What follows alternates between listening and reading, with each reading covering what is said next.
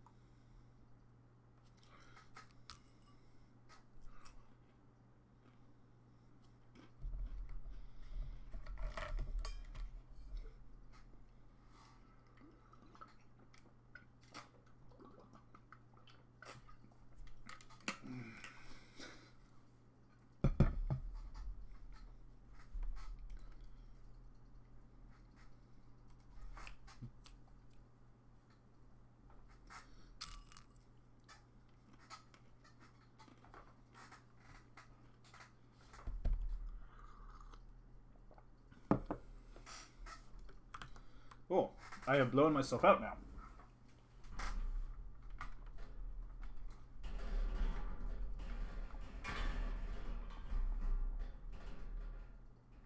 There we go.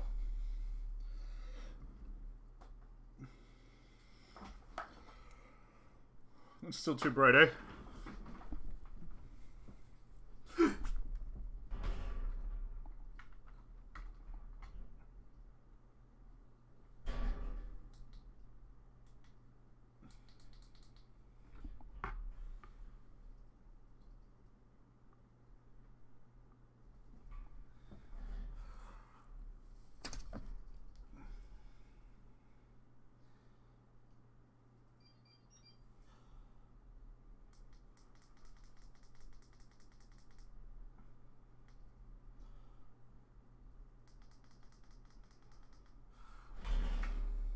I can't tell if I made it better or worse.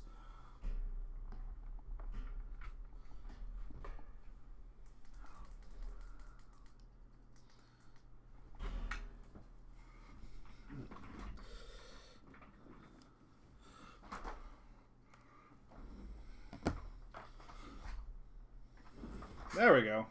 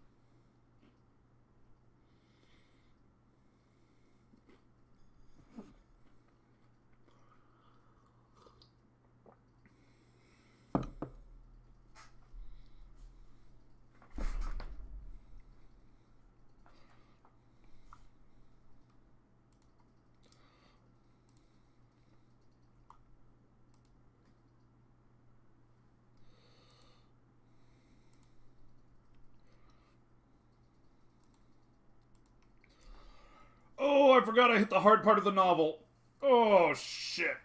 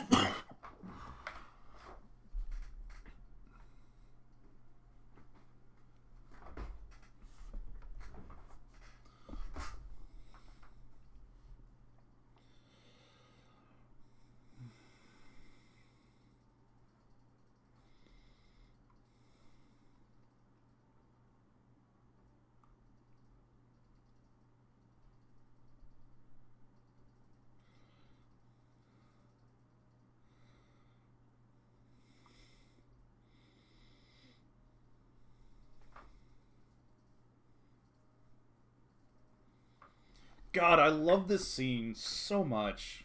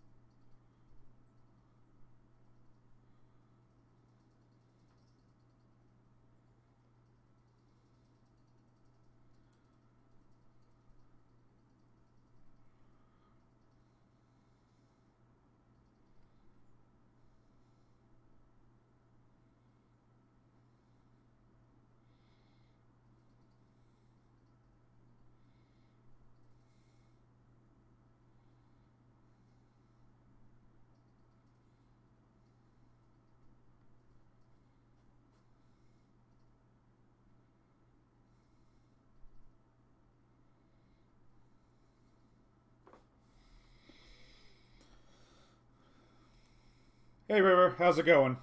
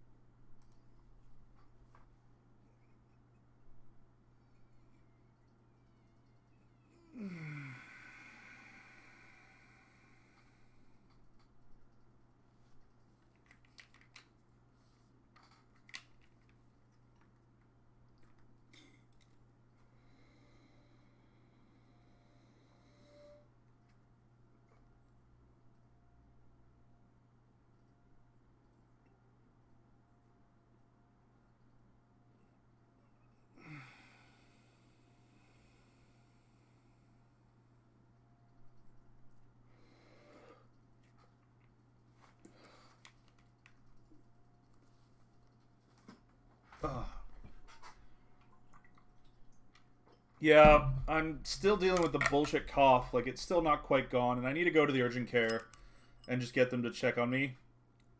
But there's not a lot left to do.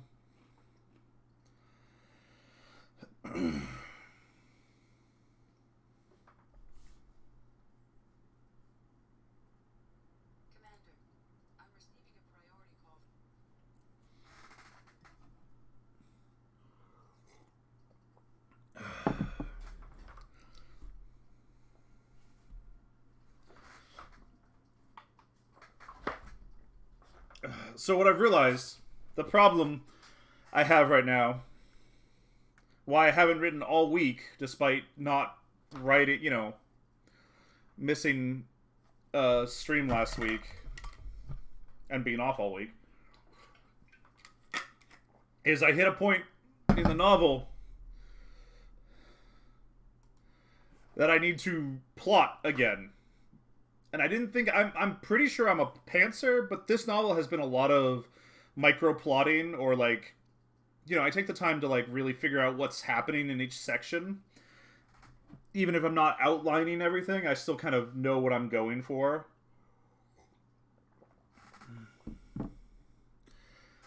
And I set up the arrival of the Duke.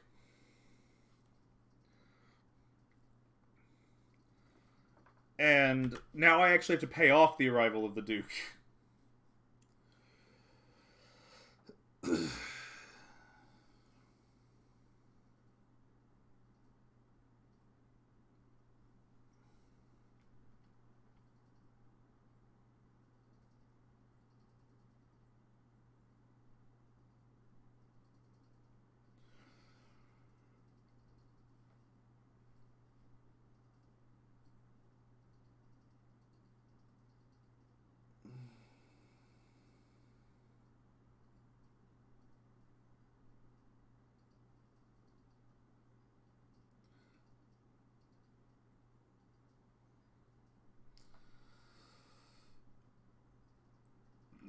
No. I don't know. I don't think so. Because a legal battle like K-Ware's would take months.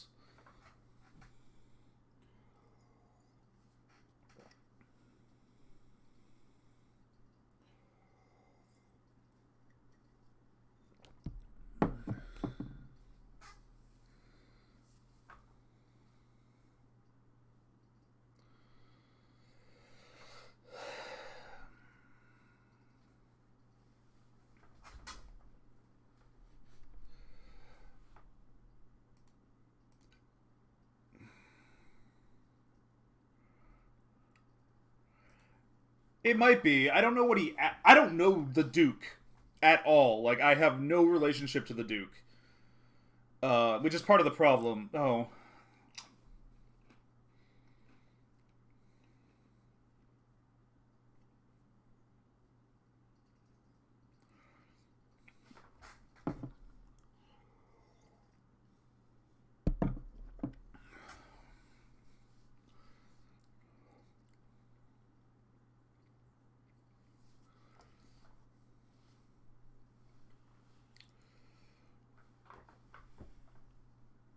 Um, that's true.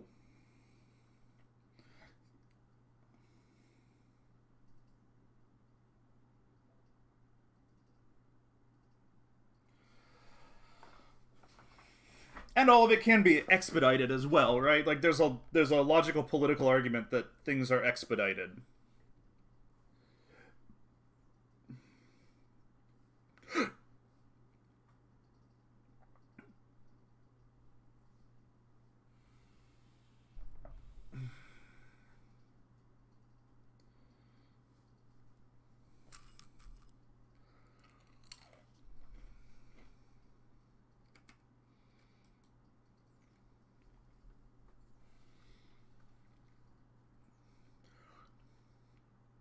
There's a part of me that wants to go write more Artivan and Sylviana interacting for today.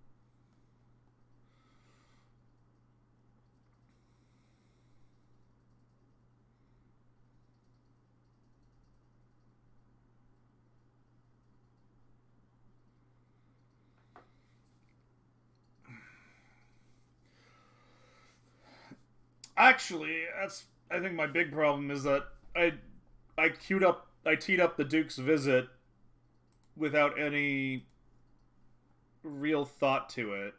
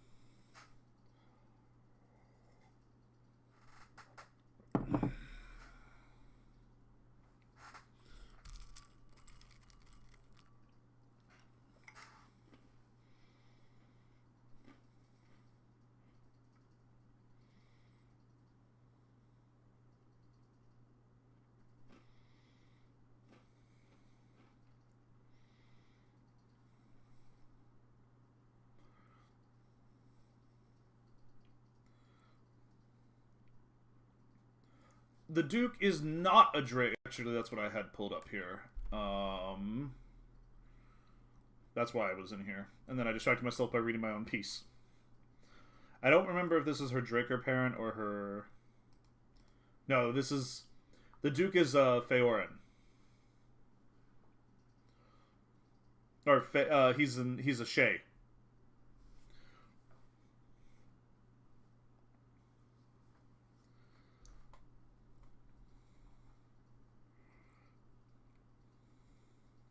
They are also immortal.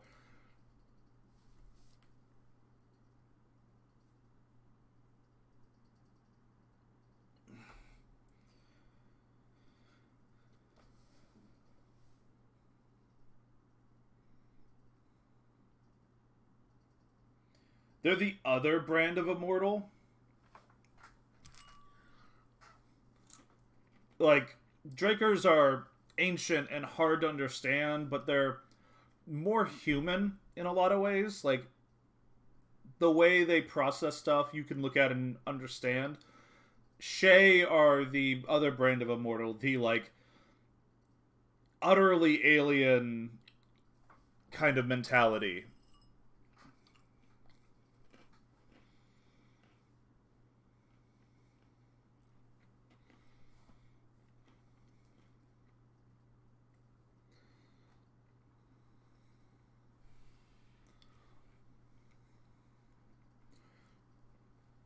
Dryads are weird because they're like immortal, but in a um very different, like they think like trees. They kind of you take a Dryad's tone from uh the Ents or things like that. You characterize them as like long thinkers and like very patient, but also very um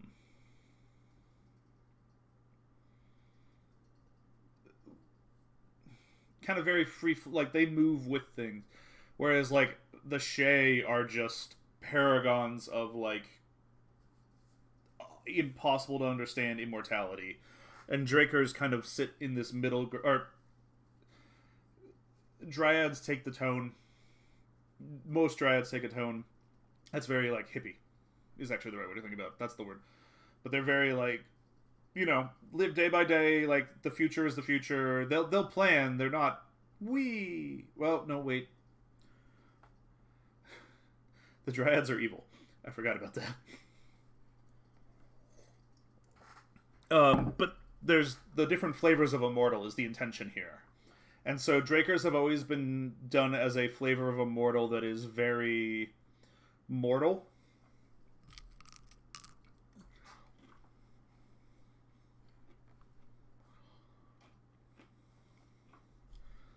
Um, I need to go to my bestiary really quickly.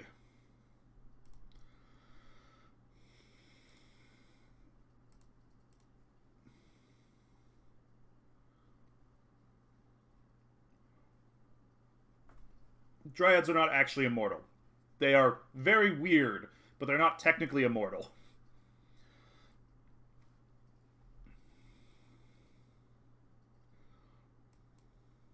Um,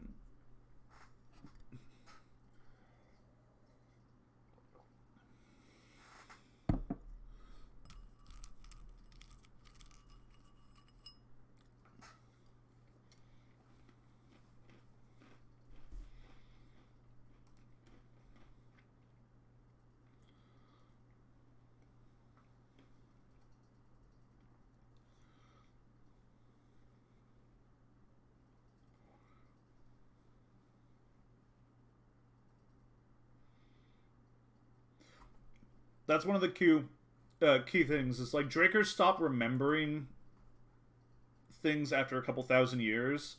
They can re-summon those memories, but stuff gets basically archived.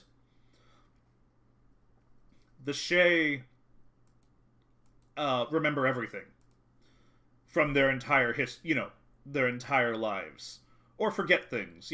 Whatever they forget and remember is stuff that they've forgotten and remembered.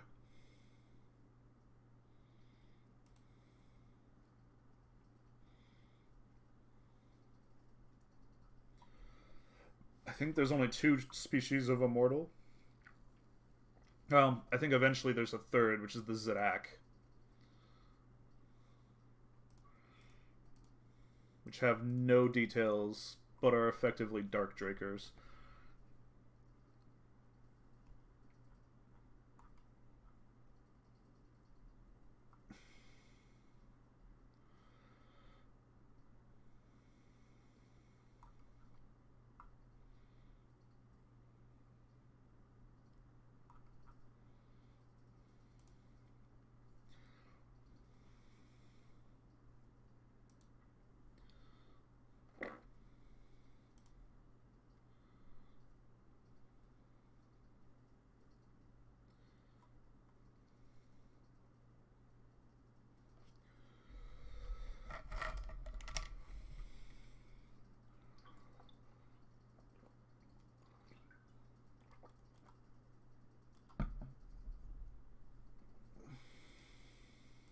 No one else in the Shay in the Faerun Empire's long live is immortal.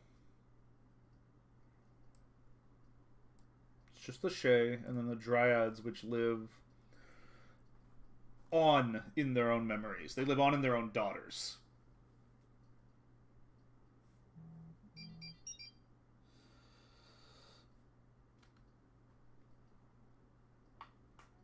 So I think my only immortals are the Shay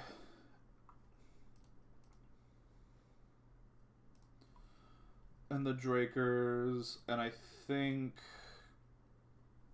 the Dragons of the Rakith Republic, who we have not met, but do exist. Desharians.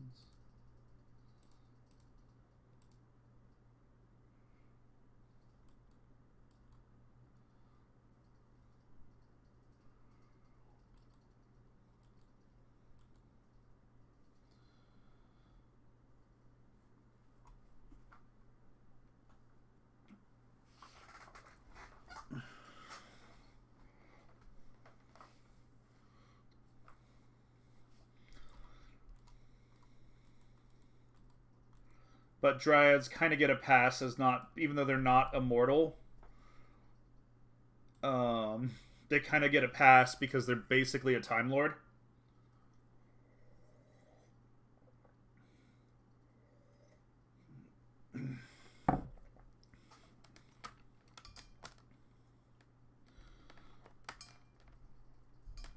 I forgot, their memory fades as well. So both Draker and Dryad memory fades after a couple thousand years. Drakers can use magical meditation effectively to recall their memory.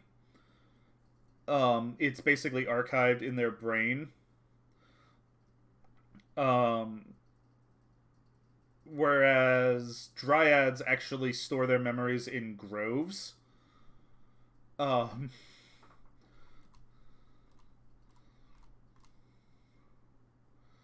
Like they can offload their memory basically. And so those groves are like sacred sites, right? Like you do not burn down a Dryad's memory grove. You don't touch it. And I love that cultural touchstone.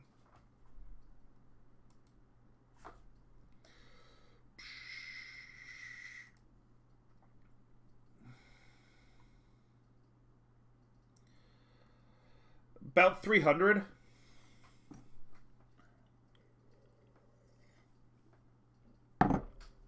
I forgot to note though that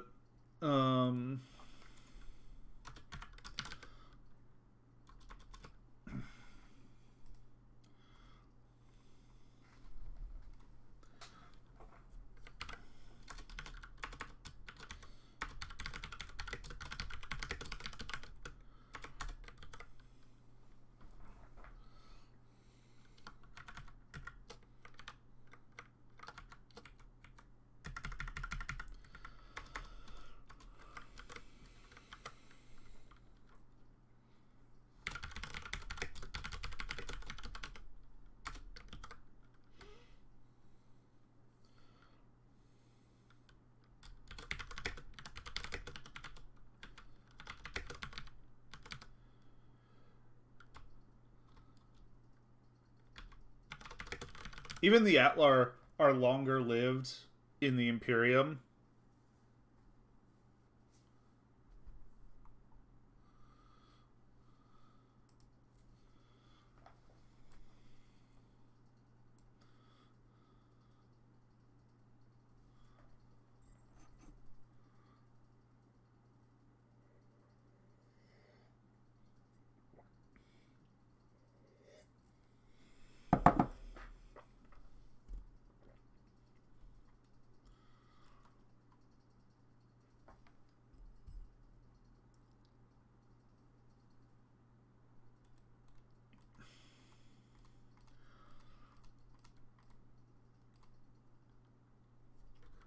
So that'll be the hard part. And I don't actually know how I'm going to manage it, but the hardest thing I think to write is going to be the Duke's personality.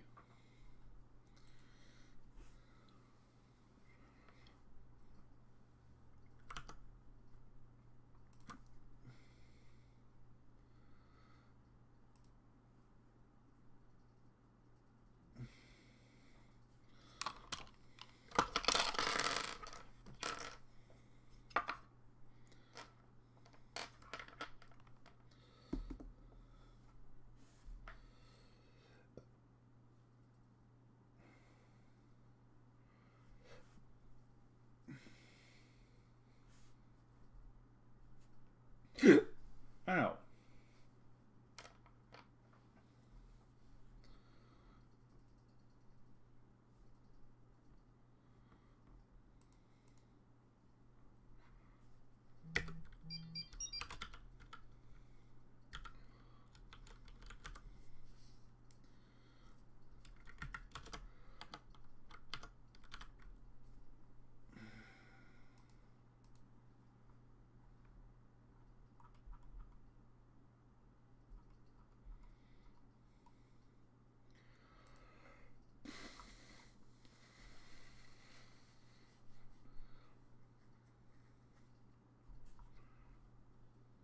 Man, I forgot how many world building tools I've built.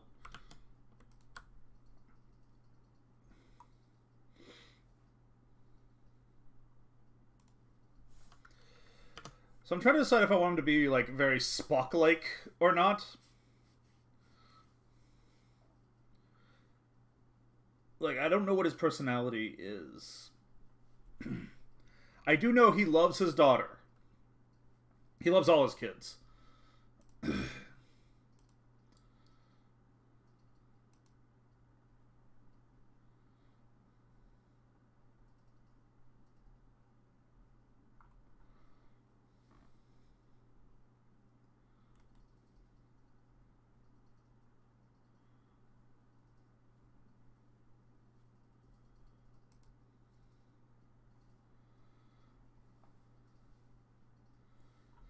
So he's the Kroinak. Um, so he's Sylviana's father.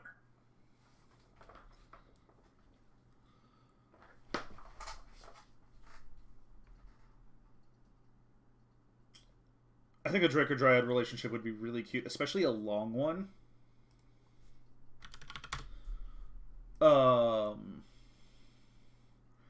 So technically not actual father because of, like, genetics, and he's married to her dad.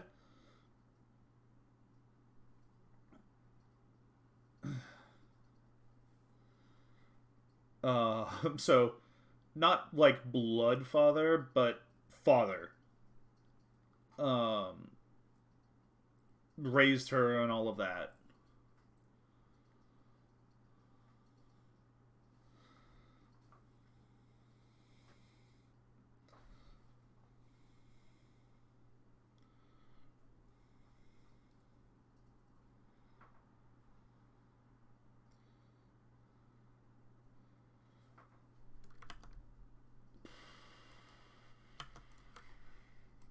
That sounds right.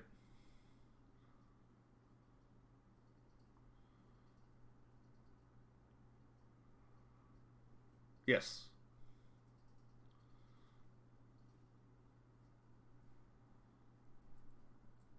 Yeah, the Dryads take their tone from the Asari.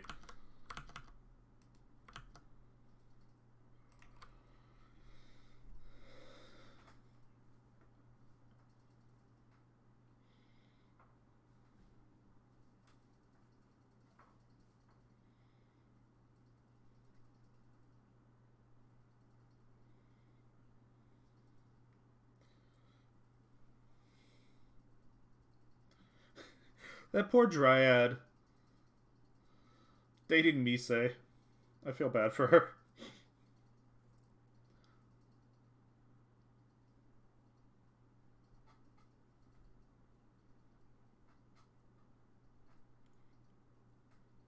Mise seems like a handful.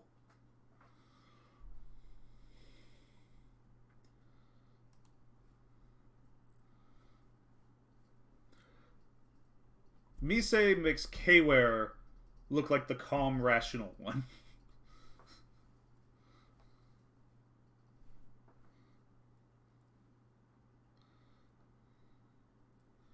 In their group of three, you have Talico as, like, the mother.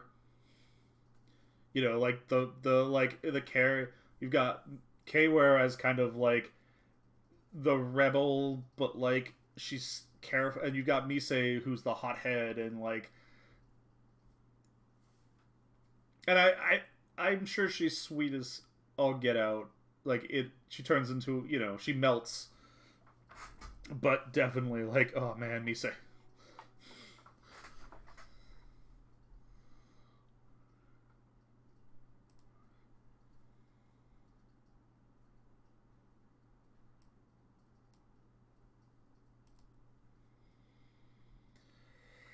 How do you even write the personality of an immortal?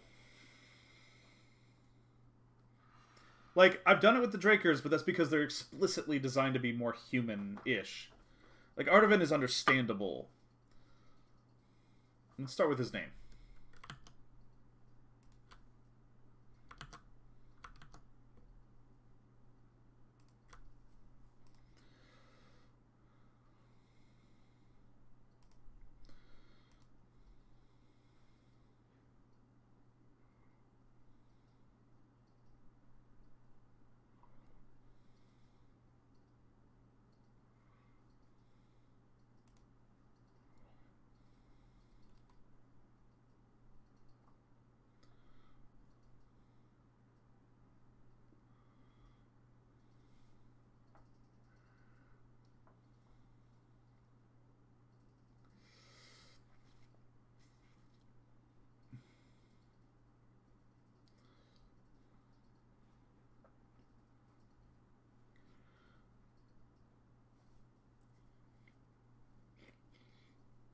You good?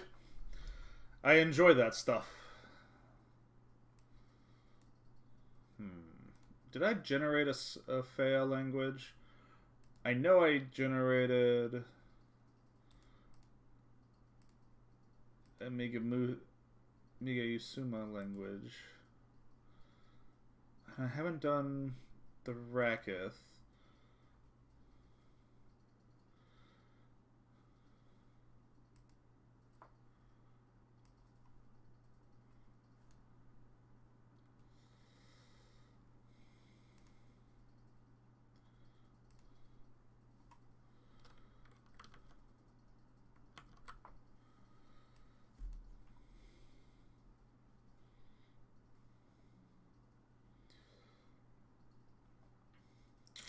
I need a name. Any name for...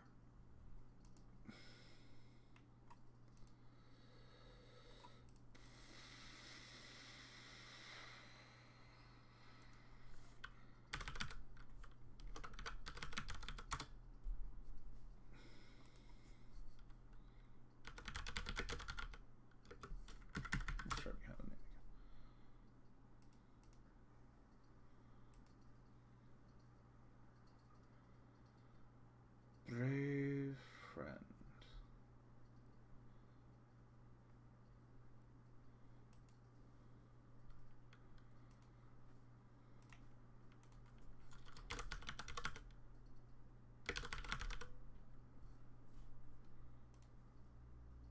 Lodigvan.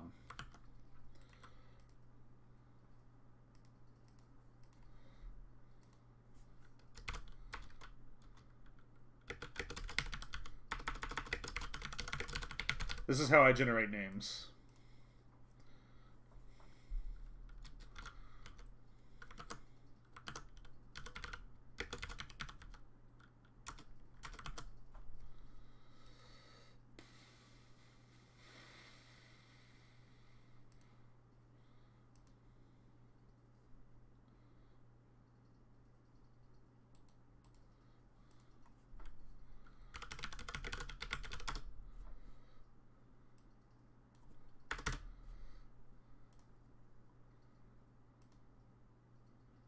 Oh, really? Thanks.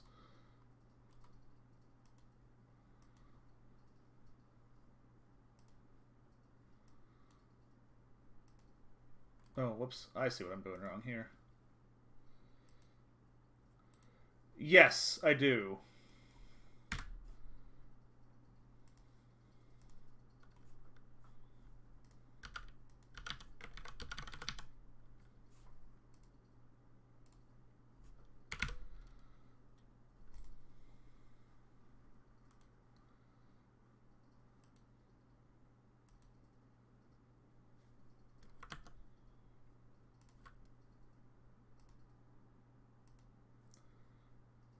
Carriage. I hate Scott Gaelig. Carriage.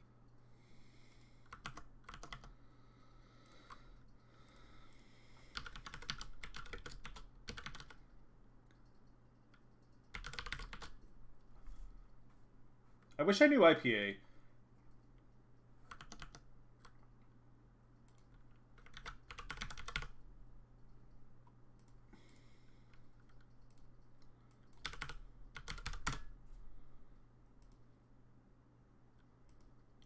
That one makes sense.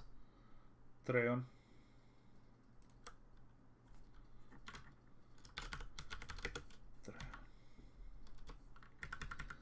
So we got Modig van Treun Carriage.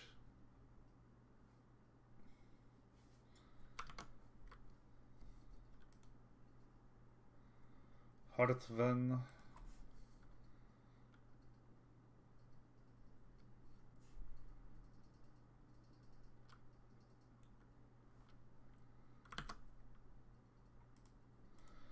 Modig van Treun Cardig.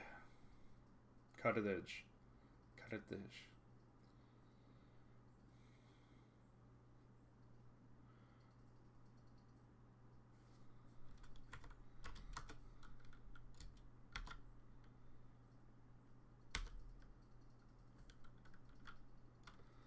Owen.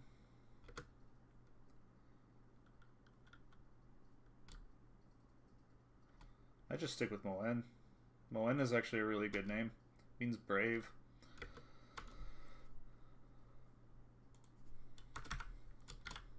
It's easier when I actually have a conlang that I can pull from.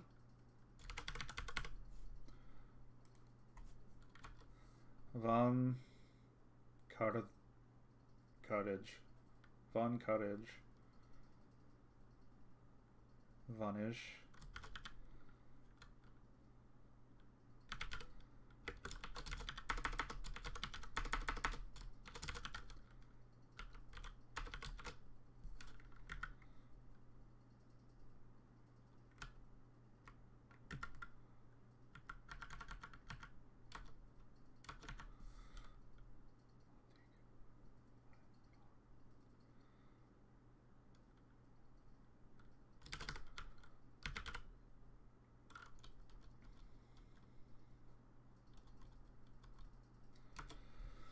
Cottage, Modig, Moridge. Moridge works.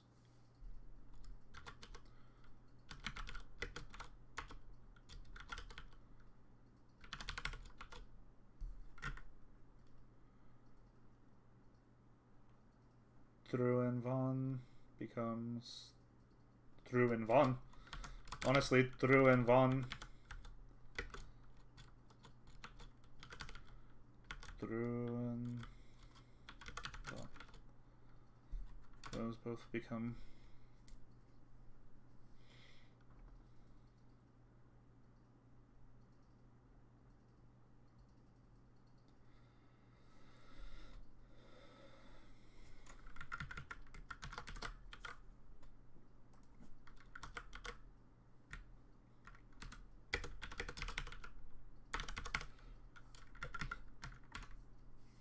I think Morage.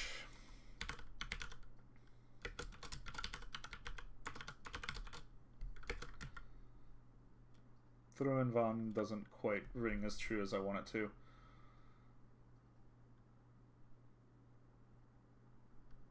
Through Von? Through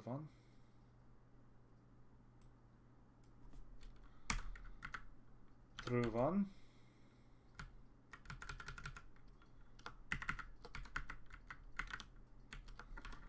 Through Von does work.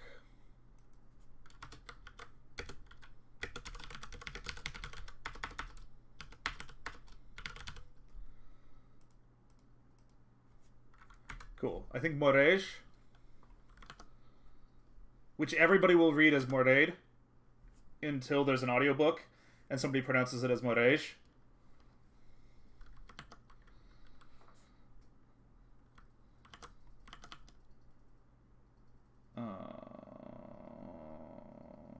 Duke.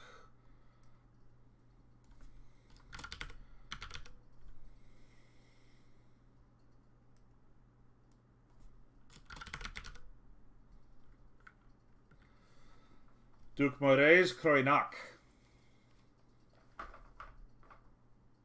That's a good one.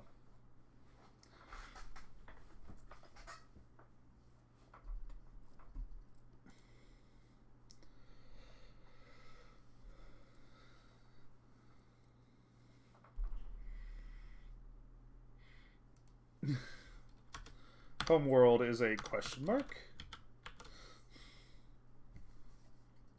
Well, actually, that's not true. Ooh, I know where he's from. Sort of. I've not written the name of the Croinac city. Or the...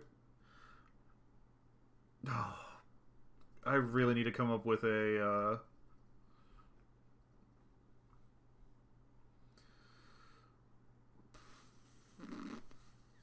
Oh! Oh! I came up with her homeworld? Now, no avis.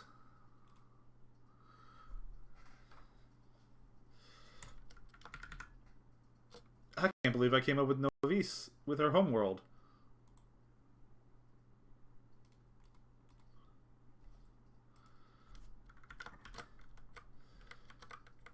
That's annoying. No avis.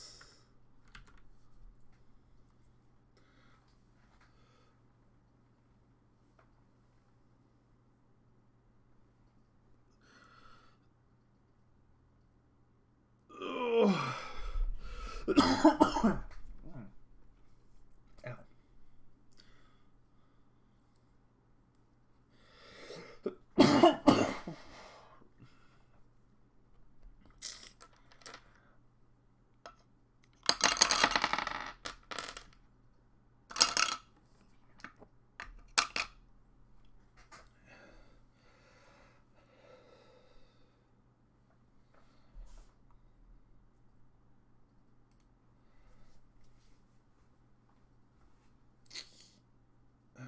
So,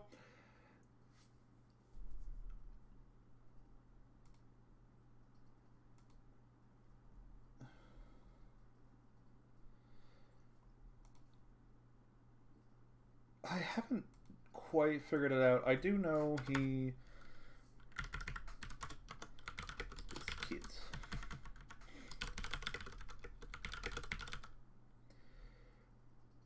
He's the pushover. Well, which of these parents is he? I mean, he's the Shea Lord.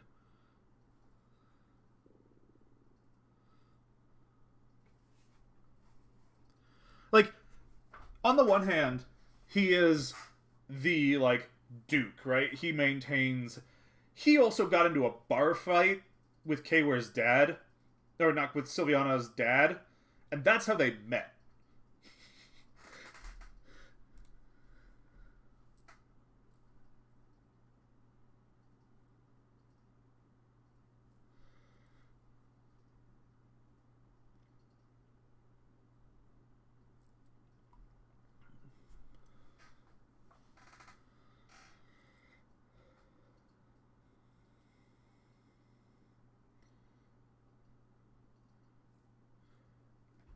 I think, even though he is the, like, true-born Duke, right?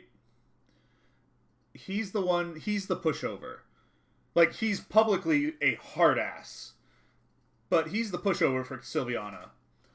Her dad is the one who is, like... Her dad's the disciplinarian in the group, right? Victorian...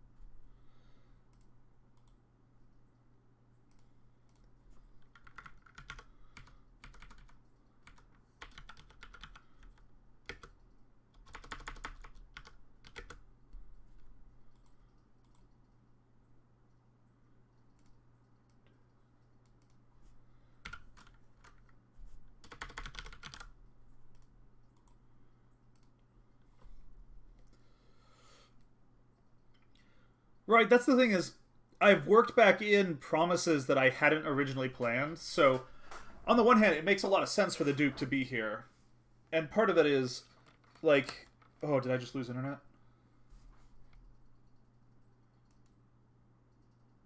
No, okay. I'm still here, right?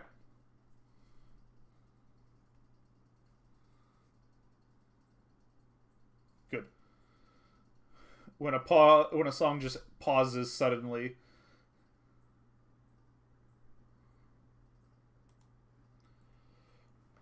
But part of it is like weakness is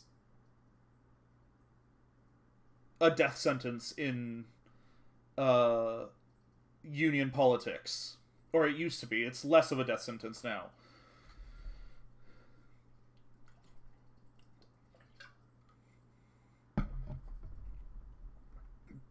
But so is obligation. You know, like there's a lot of layers of politics that I have not fully defined.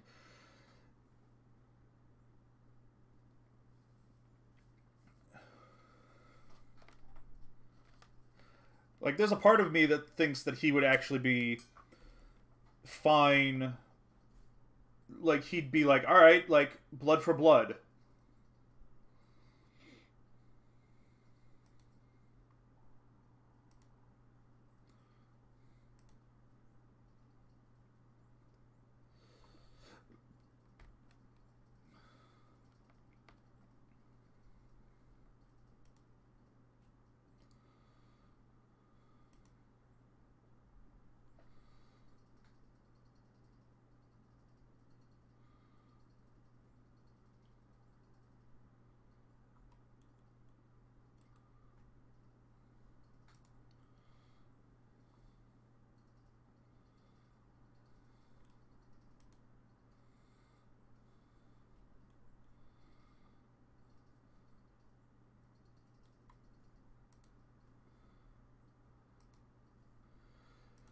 Yeah.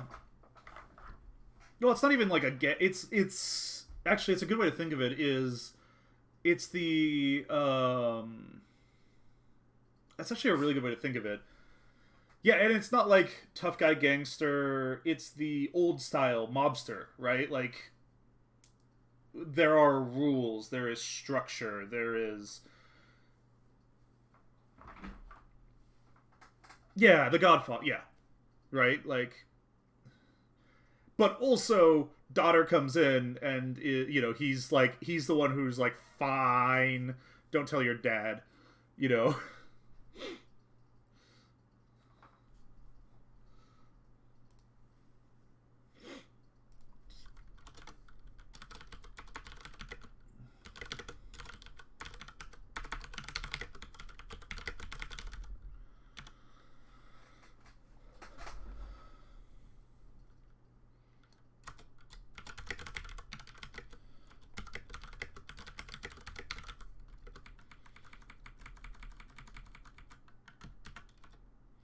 He's the one who taught Sylviana to like fully control every external emotion.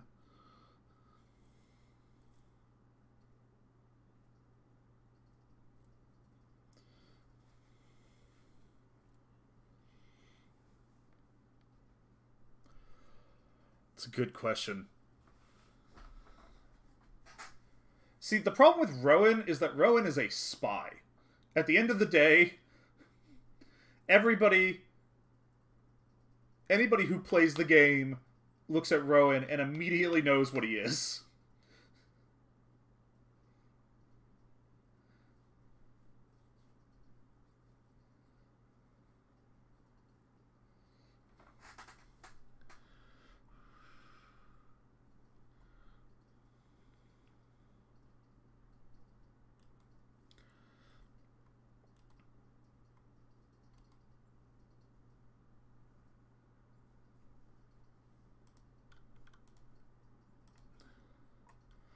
And so there's a bit of like he might get along great with Rowan visibly, but quietly in the background he's like we do not trust each other, you know.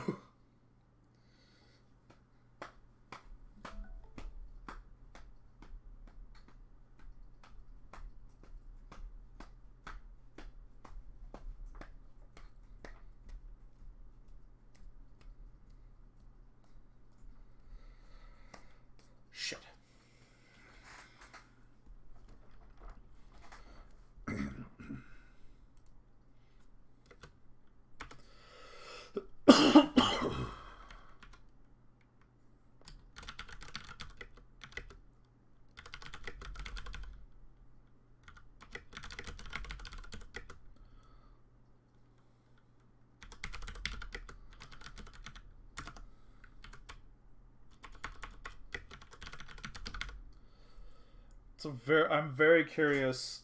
It's a good. These are good use. These are good. How do actions get along? What is his reaction?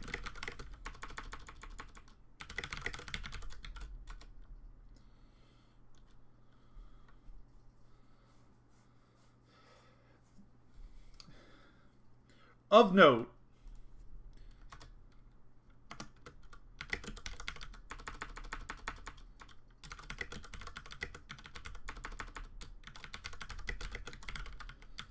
he adores Artavan.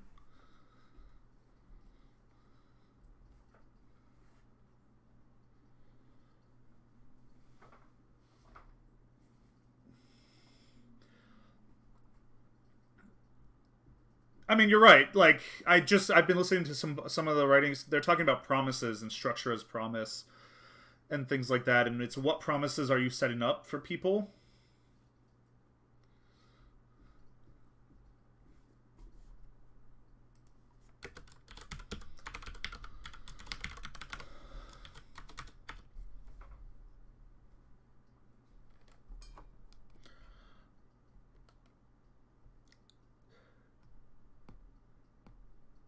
So the other question is, does he actually dare dress down anybody? Right? He is a duke. He is doing a he's here to visit his family, but it is a like state visit as well. But does he dare to dress down his daughter's daughter?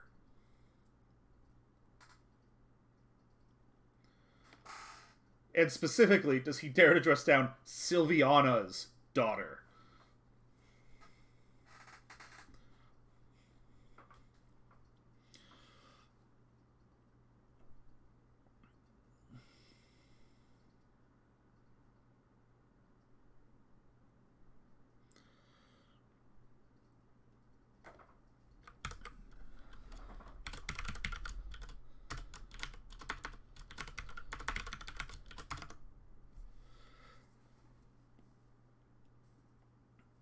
I don't think he does. I don't think he. I think if it was Sylviana, he might. I just don't think he crosses that line.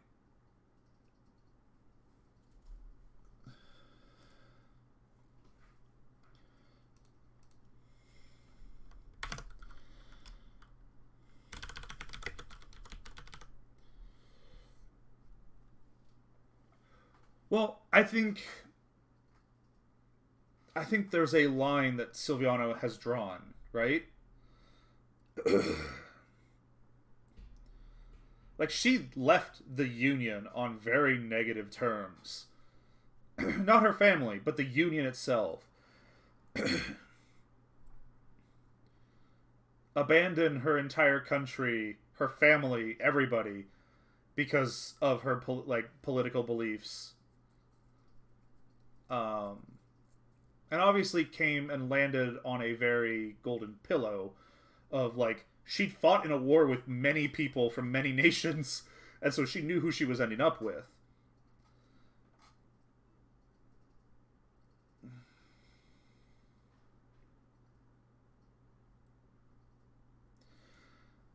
But I think part of that is that she drew a line. Both Artavan and Sylviana would have drawn a line of like, you don't get to tell us, you don't get to lecture our kids.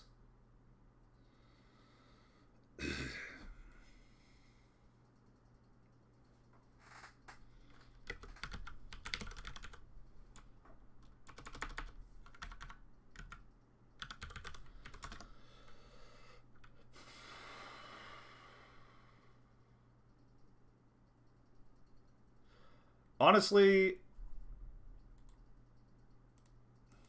see,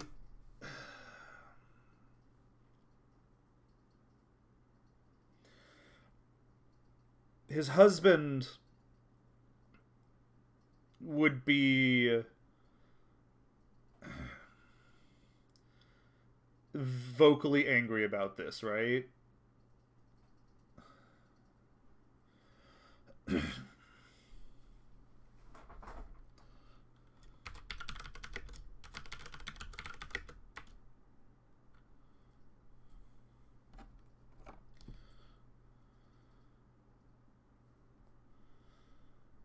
Does he take a cue from his husband?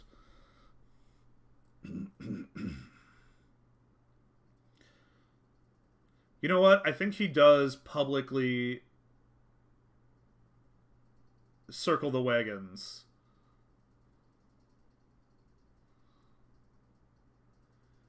While acknowledging that it is an Imperium problem.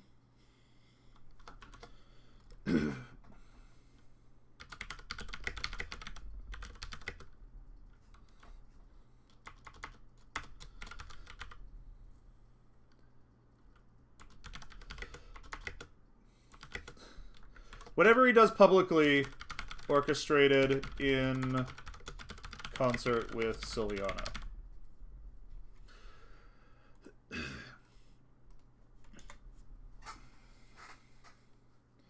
So the question is, publicly, is it more beneficial for Sylviana, who's going to orchestrate his public interaction, to... So the Imperium is proud that it doesn't have nobles. It has nobles, but it's proud that it pretends it doesn't have nobles.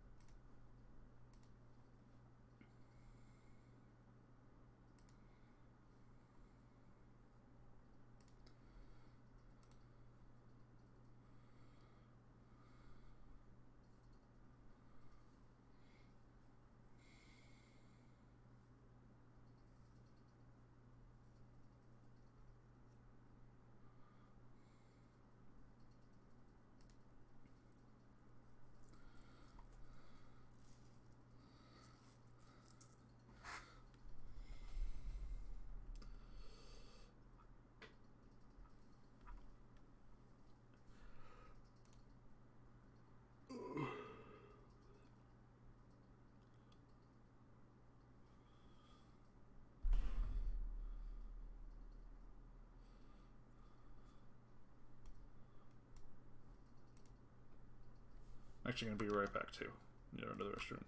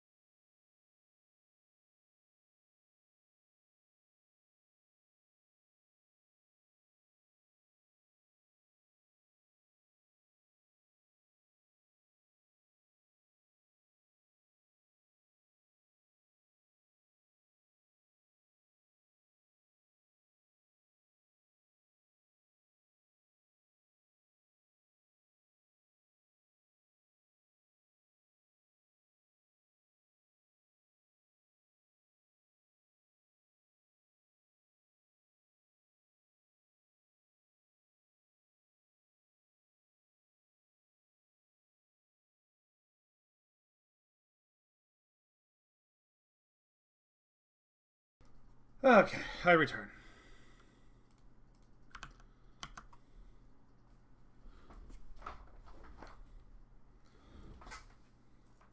Where is Kitten?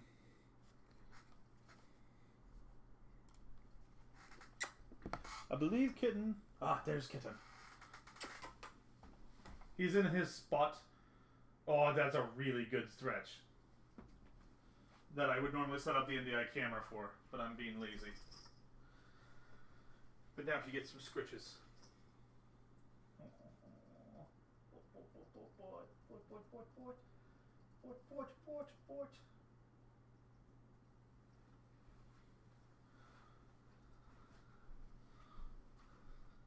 He's sad because I'm trying to avoid playing with him too much. Because I need my right arm unscratched or minimally damaged to get it professionally damaged.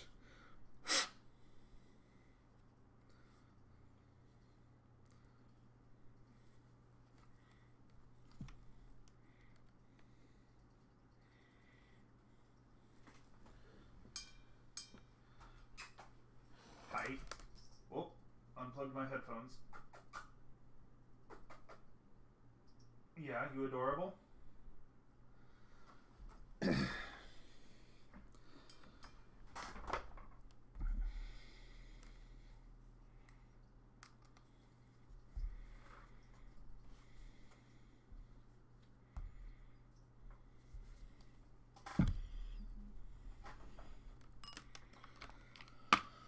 God, I love this song.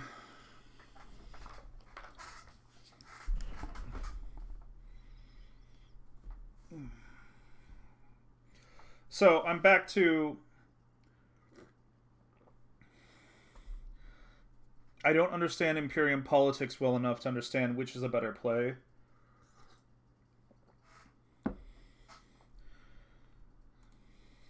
Because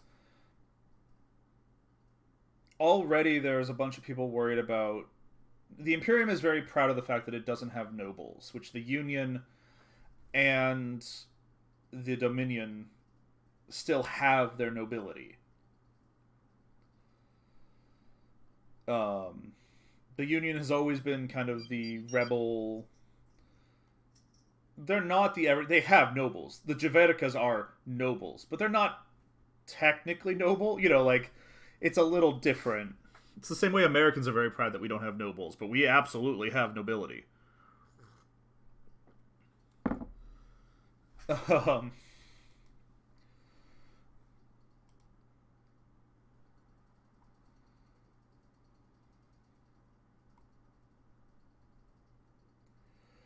so does it hurt or help them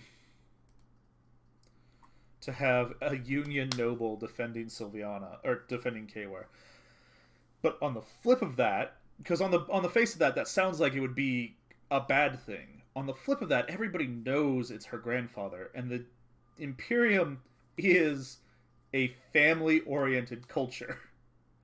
So would it hurt or help them worse to have her grandfather publicly not supporting her?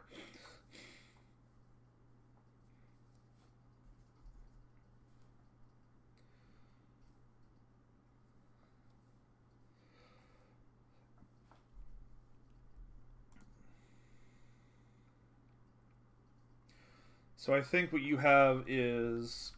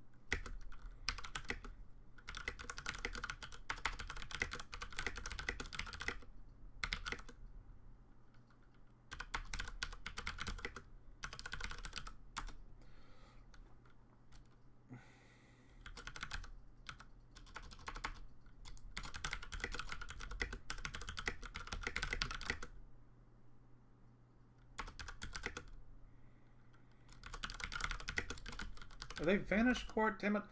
I have a name for... I can never remember if they're Vanished Court or if they're...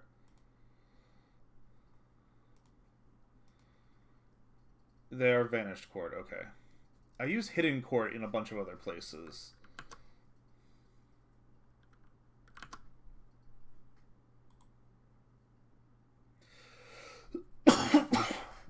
I also need more rebel cells because all three of them, but especially the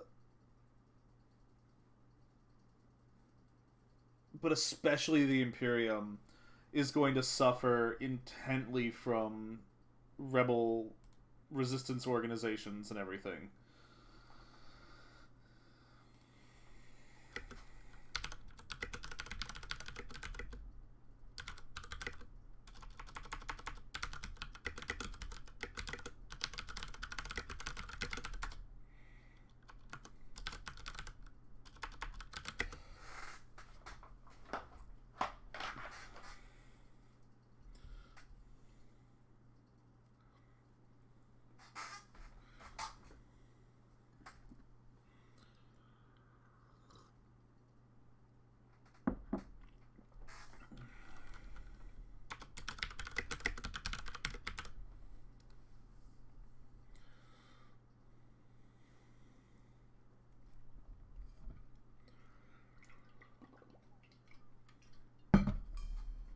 Alright.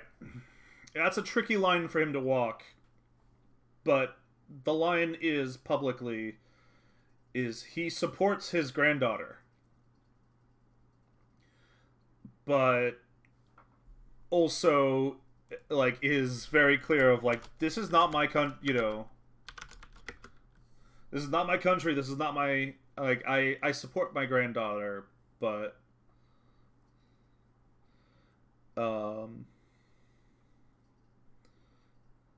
I do not make official statements,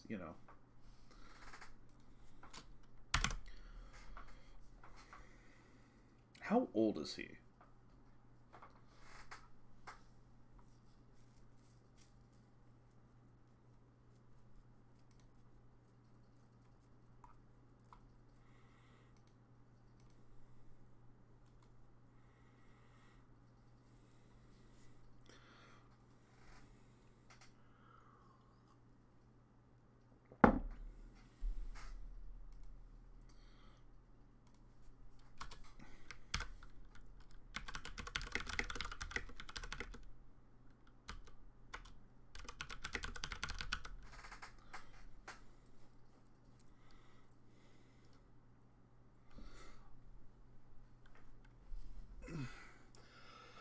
The real question is he older than Artavan?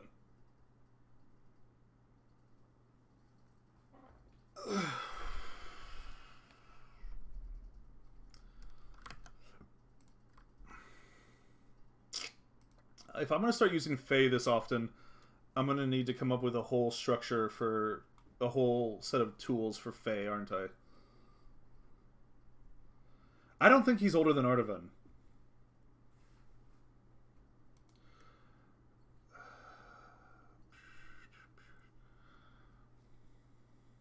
I think he's not that much younger. I think he's about 7,500.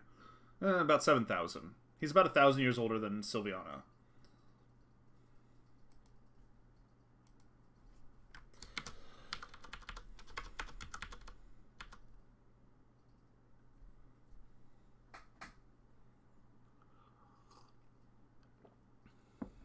In the Imperium, yes. In the Union, not so much. There are Shay that are 20,000 years old. Maybe not. They got wiped out pretty hard, but there are major Shay that are much older. But he has to be at least 1,000 years older than his daughter. Profession. Fea. Nobility.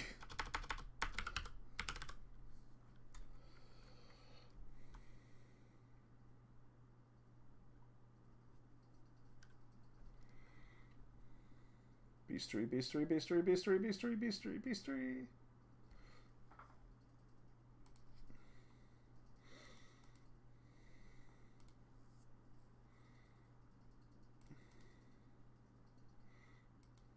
Technically, he's a Shea Lord. If I'm going to maintain that subspecies division. But, alright. Question number 1. Is he summer or winter?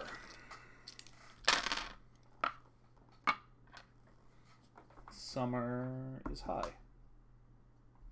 He is a summer Shea.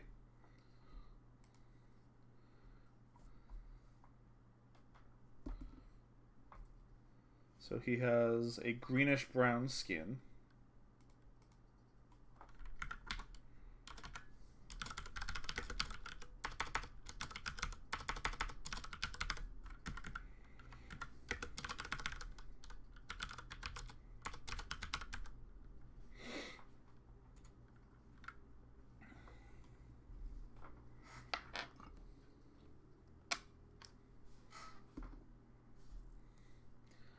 He's got green hair.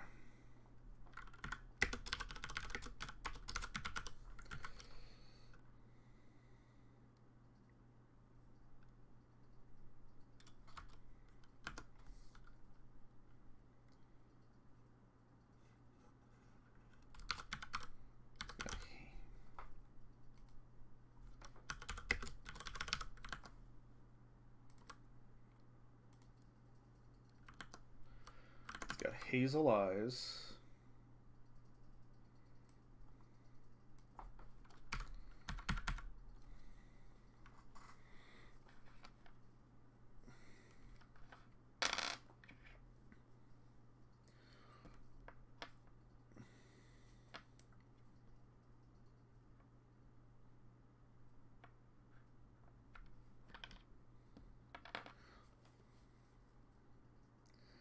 Fine.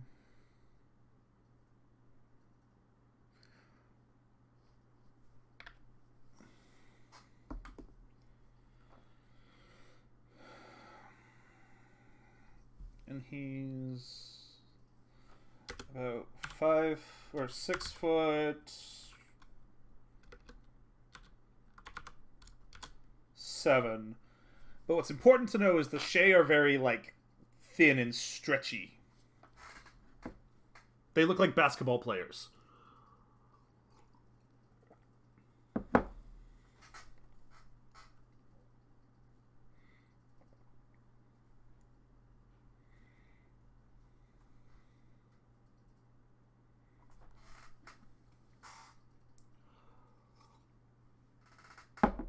Is he sinister-handed? I guess he can't be since he...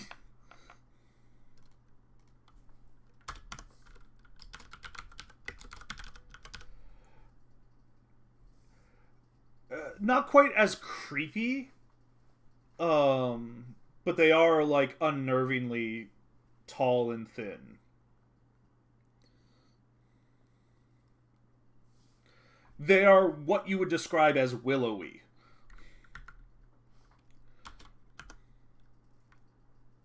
Yeah.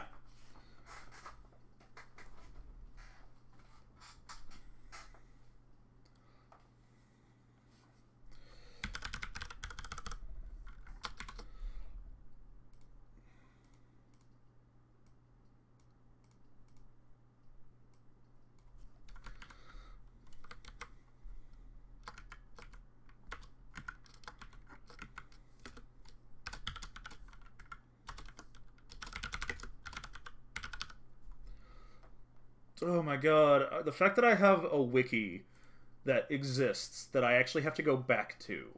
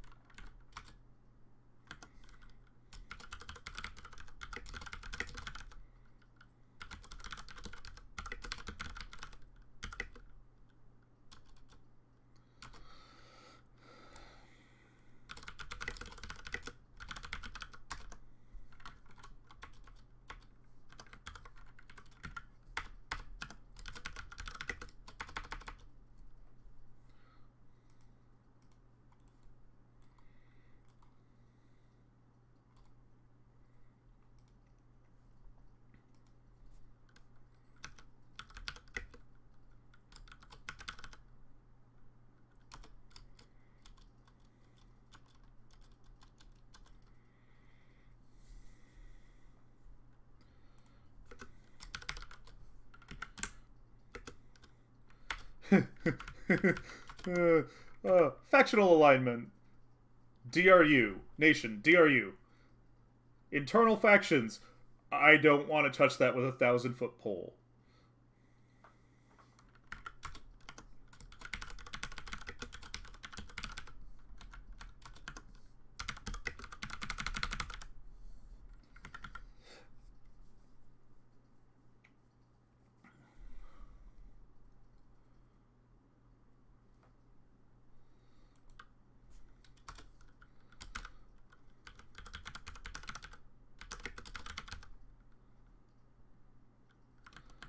Oh dear God. Carol of the Bells is just an immediate. I drilled it into my head.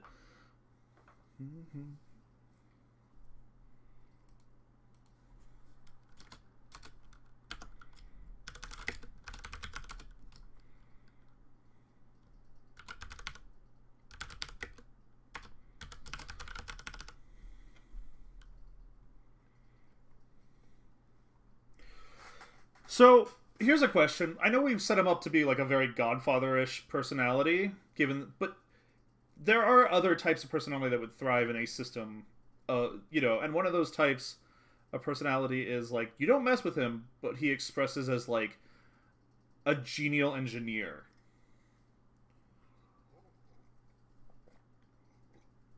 And given that he got into a bar fight,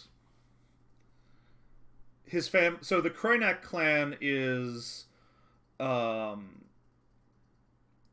primarily they are a collaborator Shay clan, so they supported the Draker occupation government. But they were given mining as a major industry that they have a semi-monopoly on, with a split monopoly. But and so Mirage is a engineer, and got into a fight with his now husband over. He came up with this really clever invention, and Sylviana's dad, the actual miner, is like, whatever dumb fuck designed this needs to be, I need to push their face it. Kind of thing. Like, they got into a fight over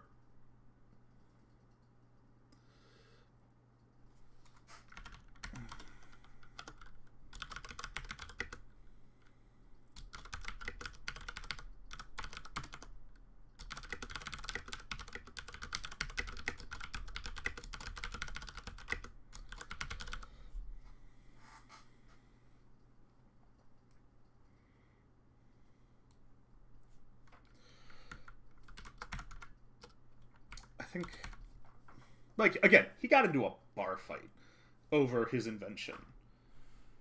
So he's not like this, like, refined, perfectly, like, everything I do is exact. He is also very controlled. Like, his appearance is deliberate in a lot of ways.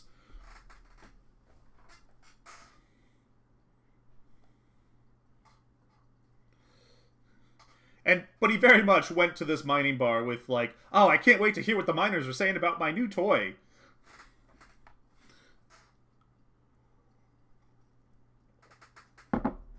Oh, actually.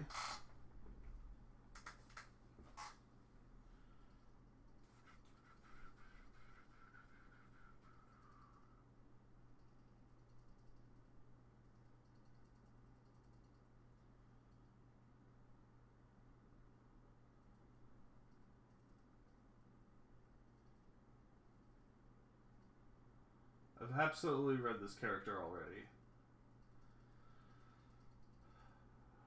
But trying to pin a single character in this massive morass of books is very hard, and I don't even know if you can hear me, since I'm facing the wrong way.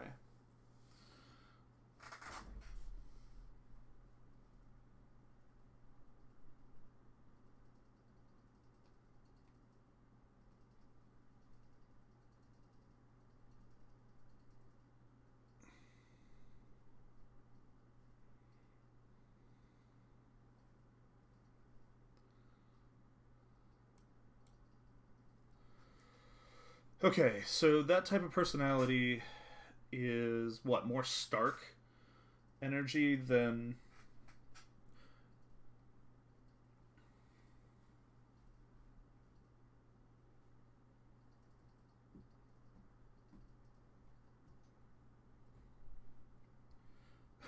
I mean, I still haven't touched the next section of the novel, right?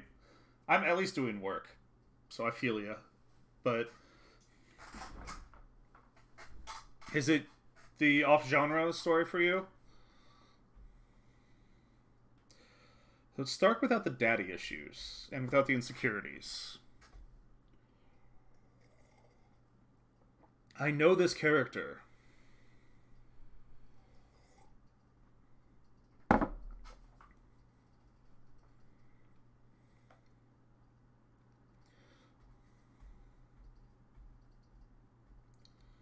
Ooh, yeah, that'd be a rough one.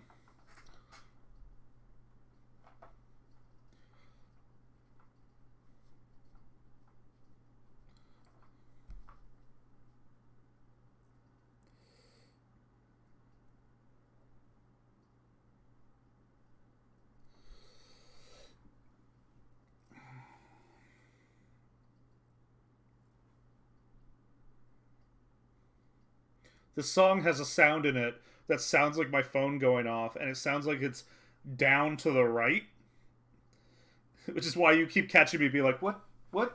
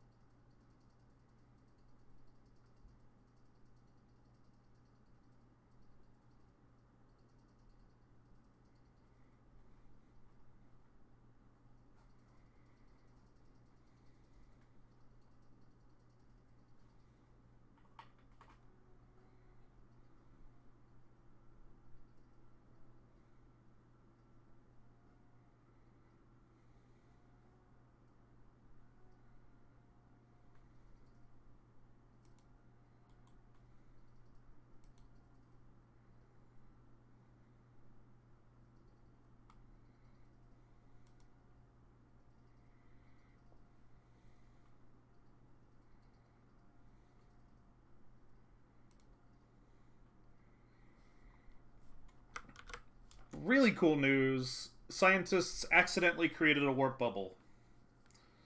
Hey, Atanchi.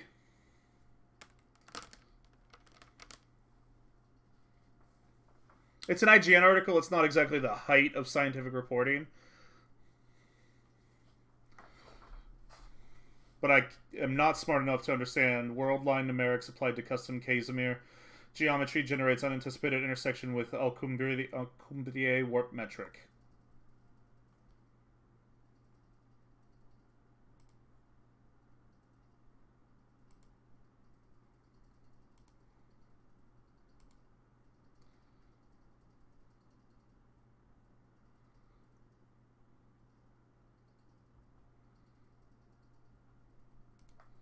But as much as things suck, it would be really cool if in my lifetime we accidentally developed FTL travel.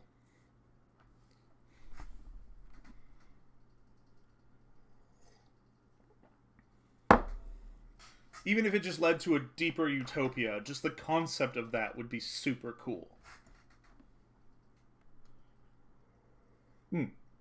Dystopia, not utopia. Badger, badger, badger, badger.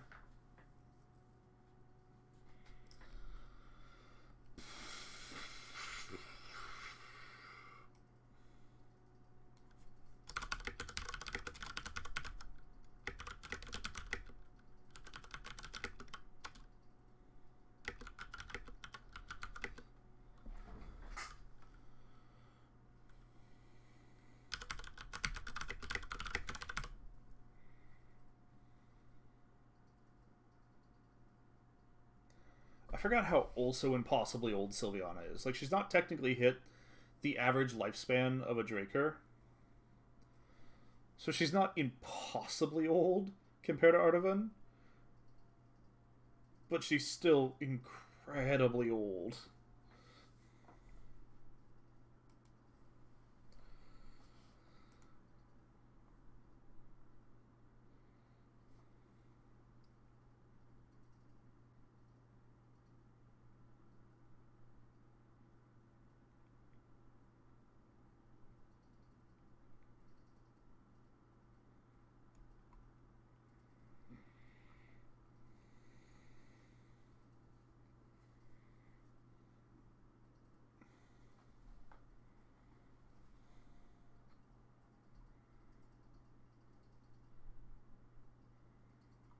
What's really sad is this guy's name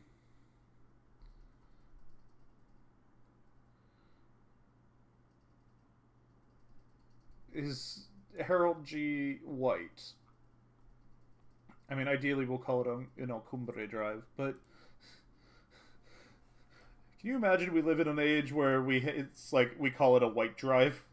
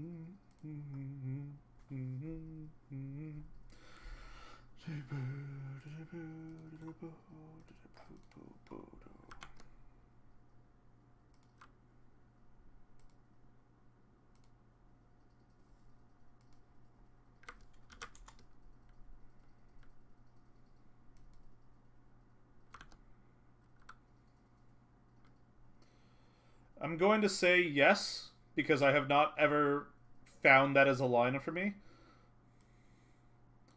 So I should be good.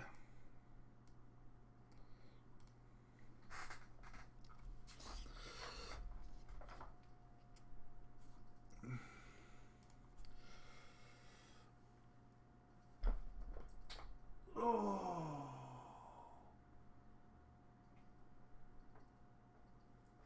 Ow, ow, ow, ow.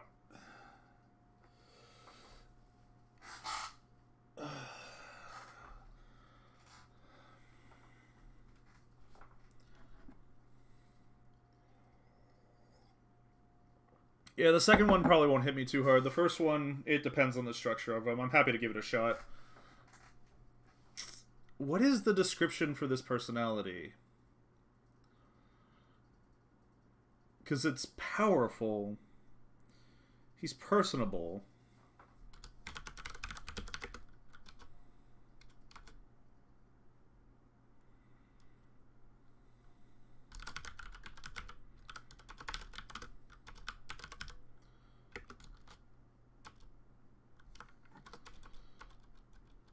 He's not an eccentric engineer. Like, he's not an eccentric inventor or anything. But he has some of that flavor of engineer in him. But I can't just write down engineer as a personality trait.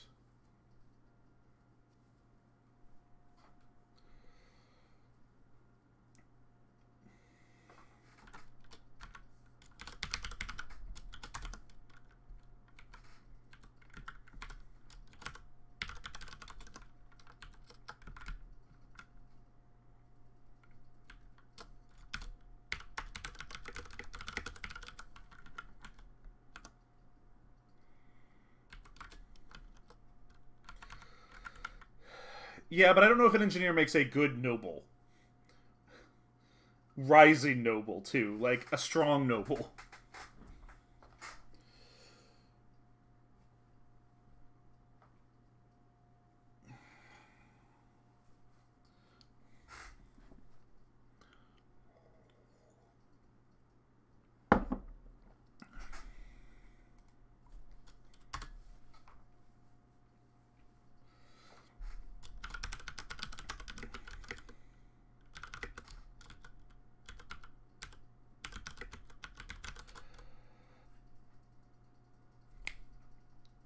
got it. It's Tyler Vernon. That's who I'm thinking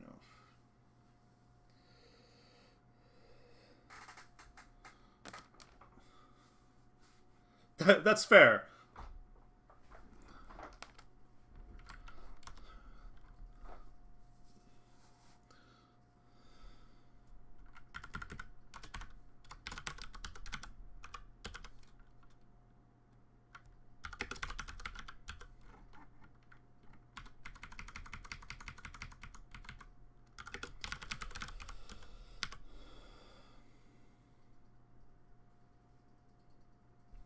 Oh, that's cool.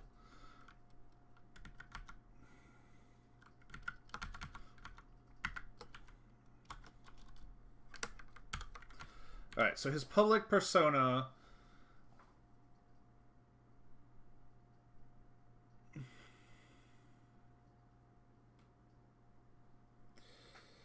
is going to be...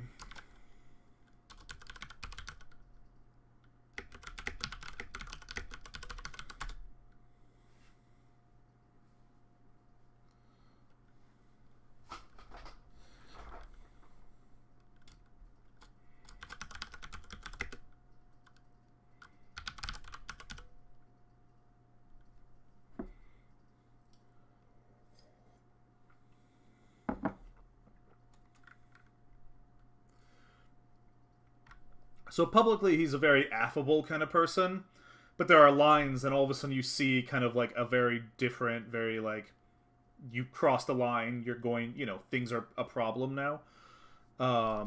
His public, he's also...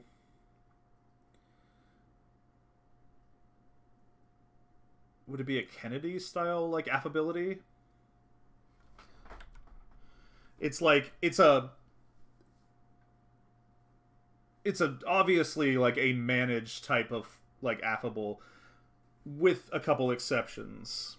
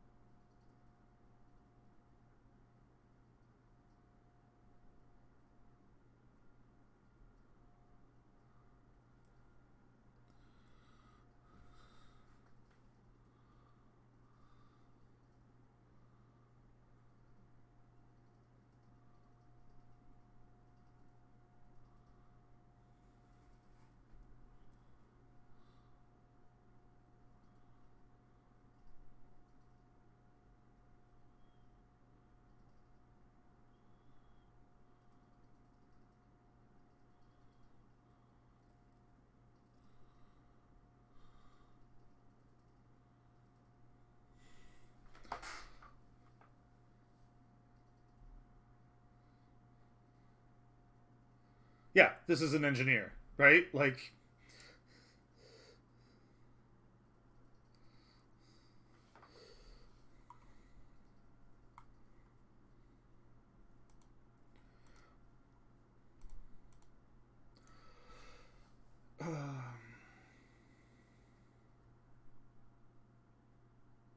Oh, what's her name? Is it Stacey Abram? Oh, it's Vernon's daughter. Yeah.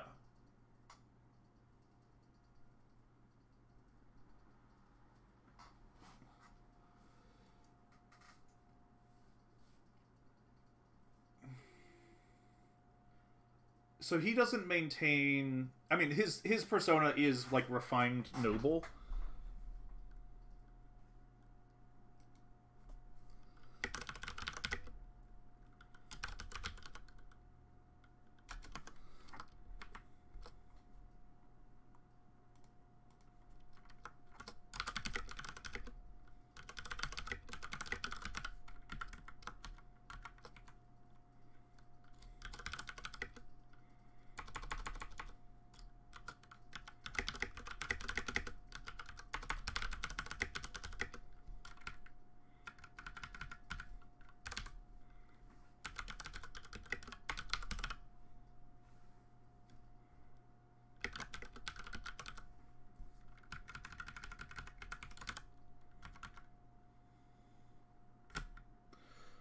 Yeah, so he's very like friendly, on screen.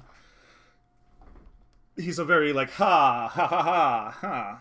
And but like is clean, is Grace is like very stark in his appearance, like Tony Starkish of like everything is sharp and everything without the daddy issues that Stark has.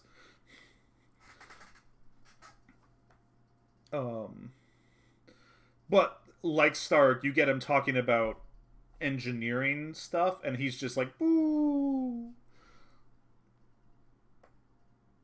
Tony Stark. Iron Man.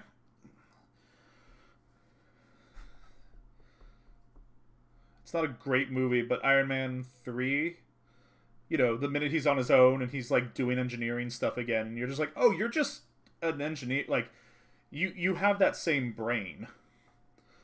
You just had a lot more wealth and daddy issues.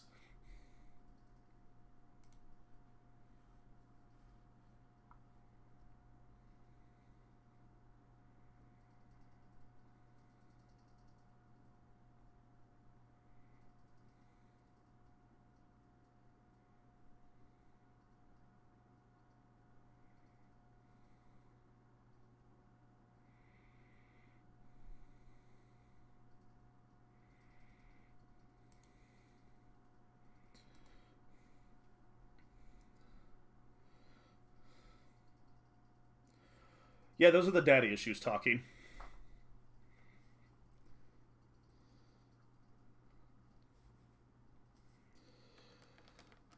Like, Stark is a bad example of the character archetype that I'm thinking.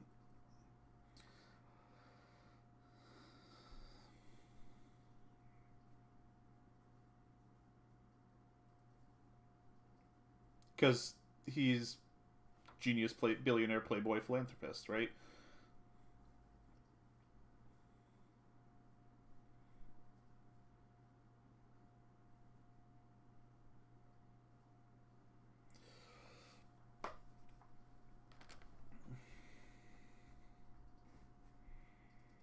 But it is that idea of like, has Armani suit, and then somebody's like, like, this isn't like the thing you built isn't working, and he's like, what? Hold on, like that's not okay. Immediately is like neck deep inside his mining drone or whatever.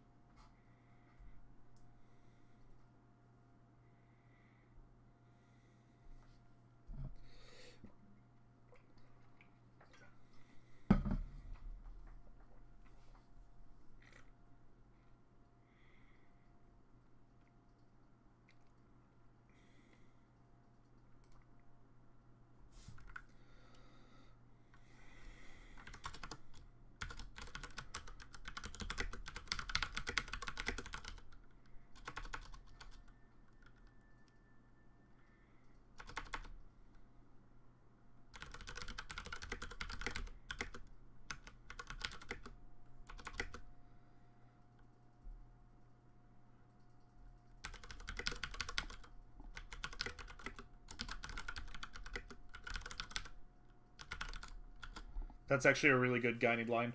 So the idea is, you know, rich noble, like very rich noble, but everybody knows him. Like the thing he's very proud of being known for is that he personally has a hand in development and production of every mining tool developed by Kroinak.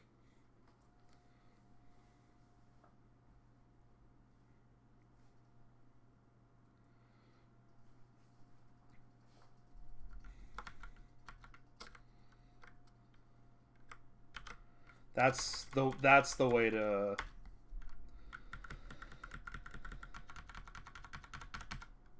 That's a very good like statement line for him.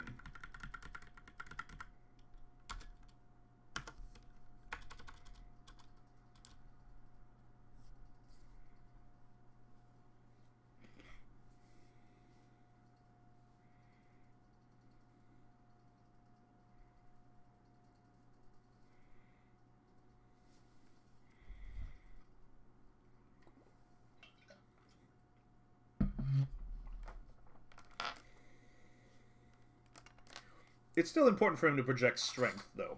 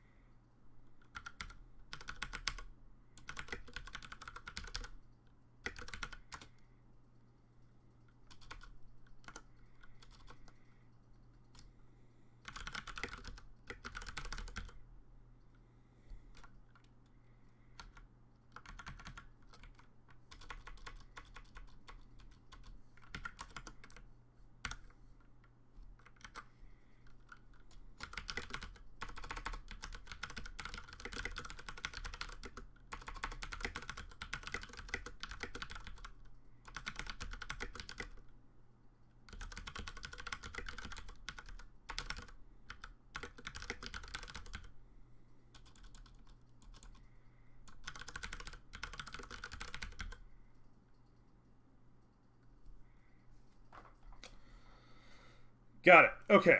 His projection of strength relies. Hey, everything counts. His projection of strength relies on an appearance of knowledge, competence, and effortless control. Like his type of control or his type of strength in the Union is that he's just really smart. He's real, like it doesn't. You can't flap him. I picked up the really bad habit of dropping the suffixes from.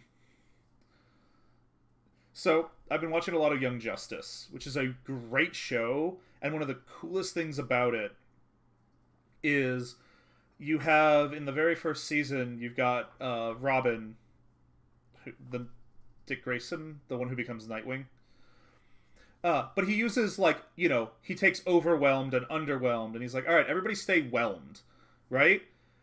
4 seasons in, on the third generation of heroes, that is how heroes talk.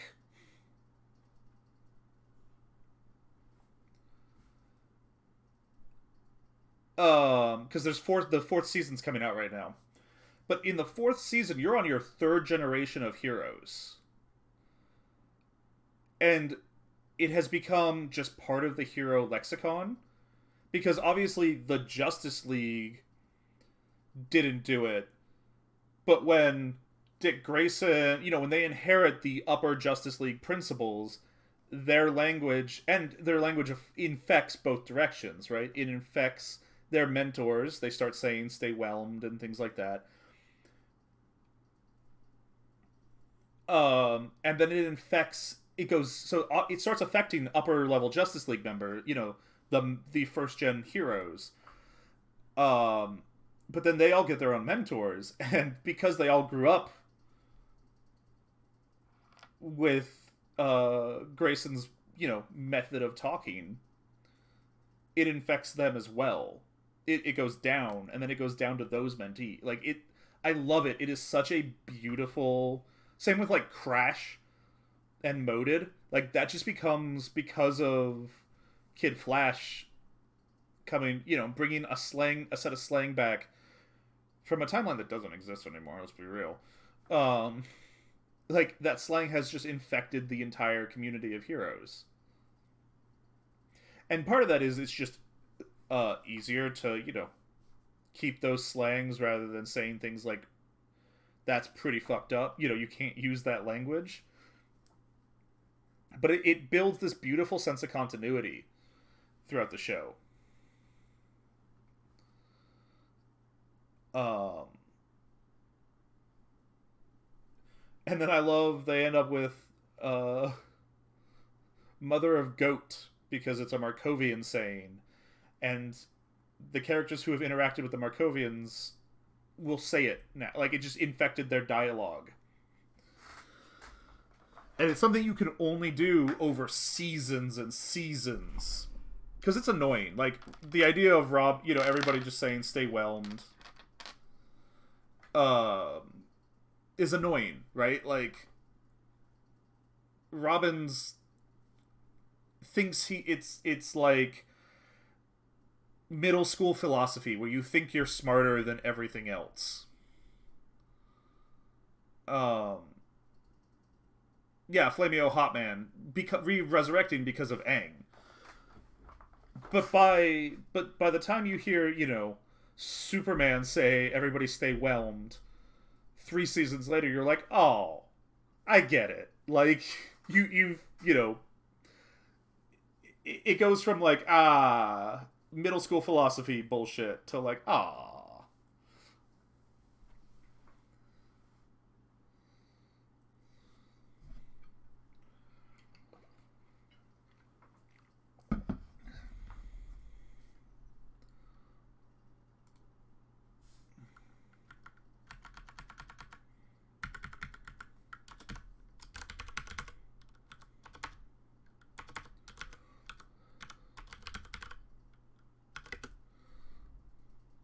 I spelled noblesse oblige.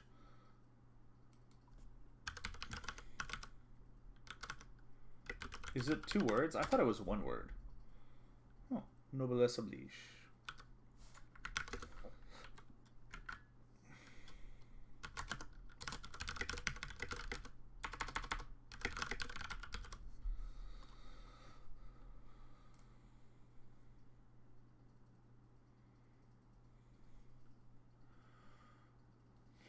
I think we've mentioned it in the stream before.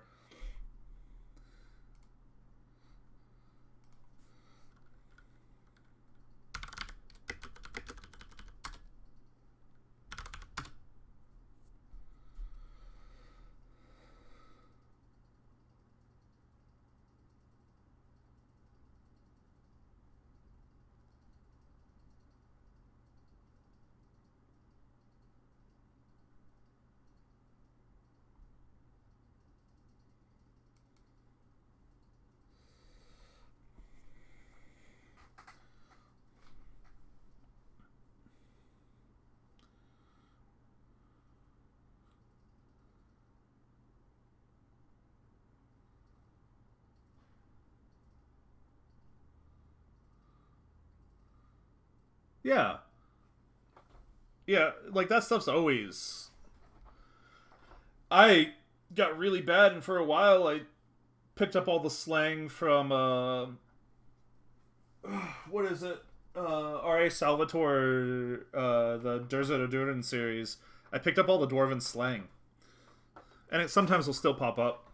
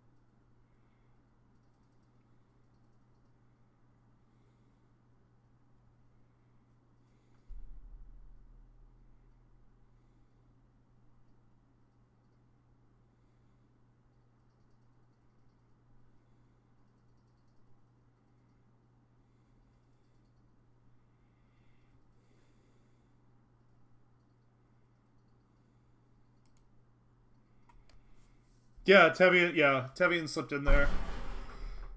Mass Effect didn't have a ton of slang, or if it did, I internalized it. But I don't think it did.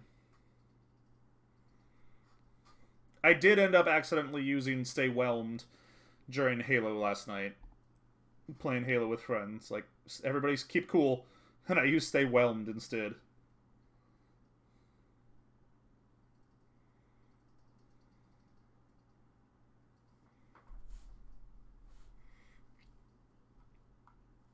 Cool. Alright. Now I know about Mirage.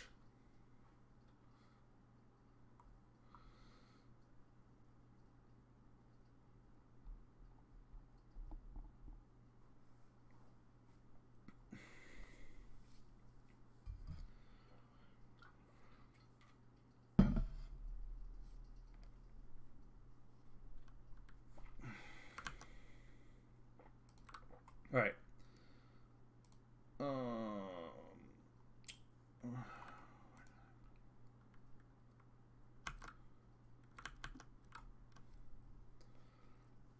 Where did I put my notes?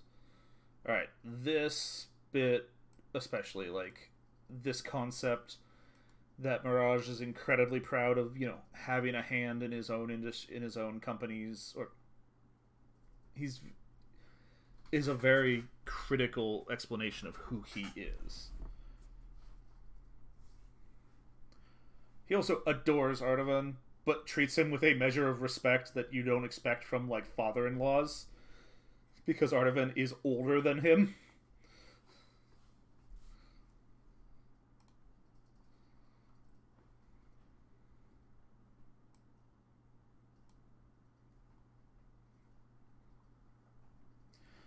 I'm really sad the sea shanty life didn't expand beyond the Wellerman, because there's so many good shanties.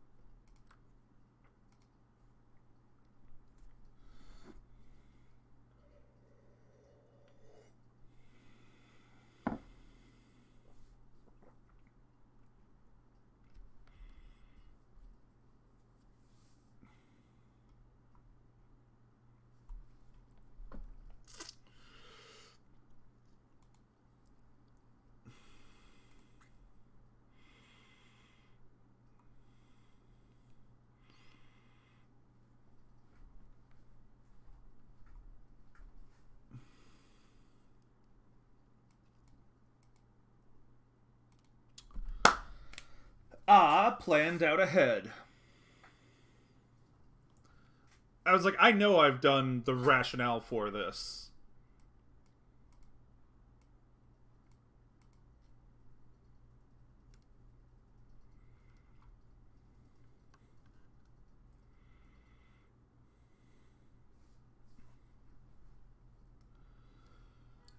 Alright, so the Duke is coming officially for two reasons.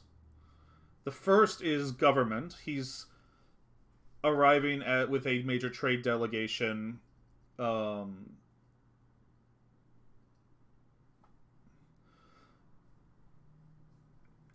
discuss the expansion of Union mining and shipyard interests, you know, into the Imperium. And the second is also official, but on a personal note, it's the Duke is about to step down in favor of Sylviana's twin.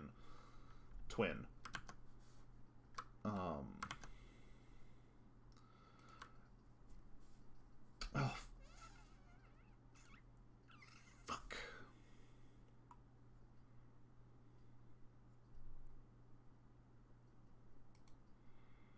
Haha! I forgot I set that up. That is so cool. I forgot you could do that in OneNote.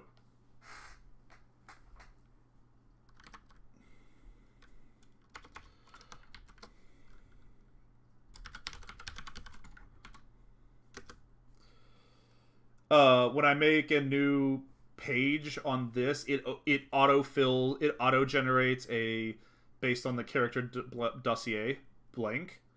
It auto creates a new copy of that. It is really sad that this is my list of people, of characters with notes. Like, it's crazy how much world building I've done and yet how small the cast is. Who get major notes.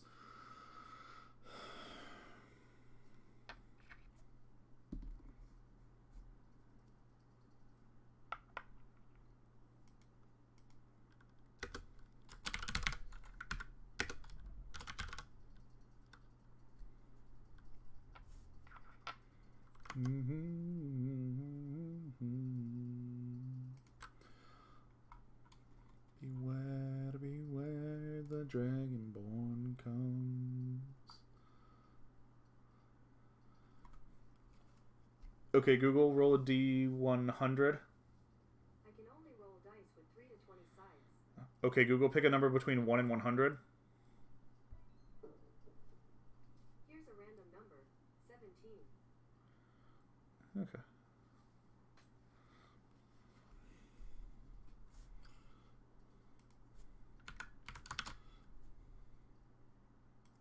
Can I can't sub this anymore, can I? Oh, I can, yes.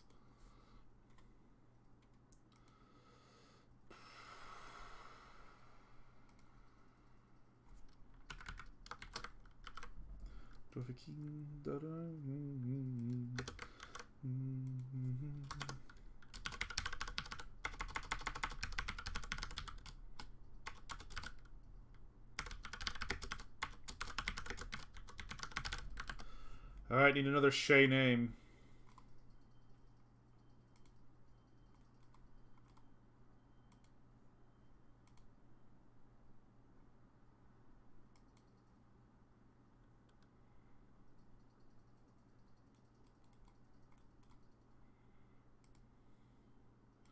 Kazuya. Japanese meaning harmony and peace. That seems like a good one.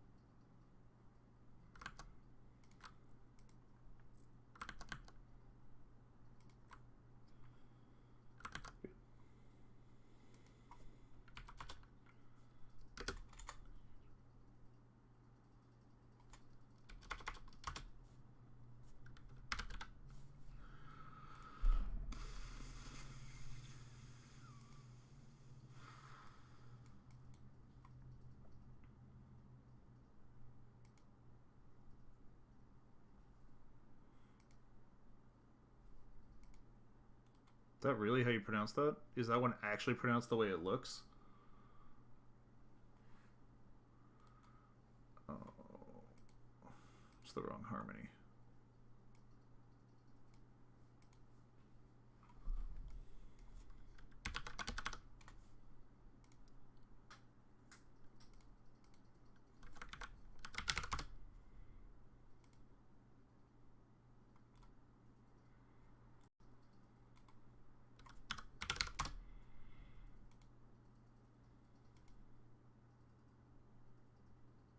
Is this she?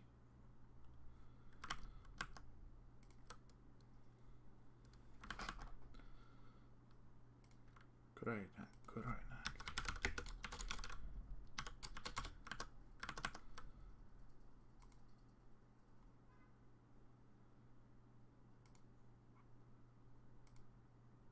fred.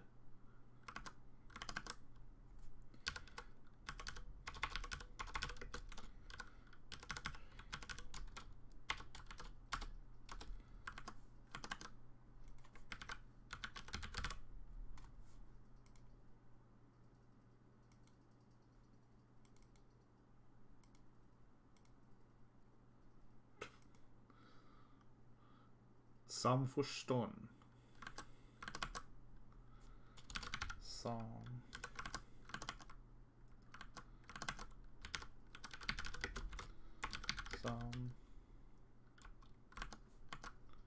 Samförstånd.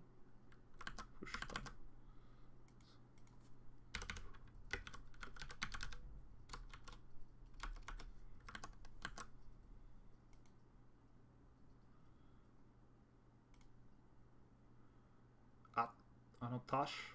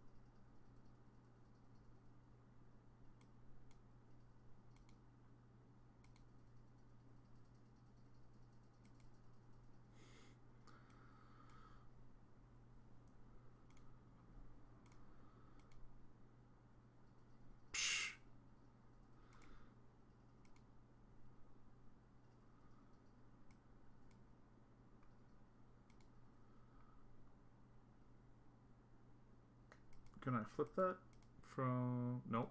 2 from English.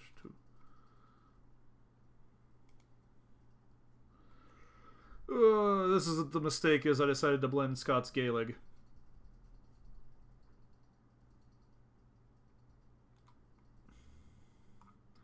And there's very little pronunciation guides that aren't just IPA pronunciation, which is...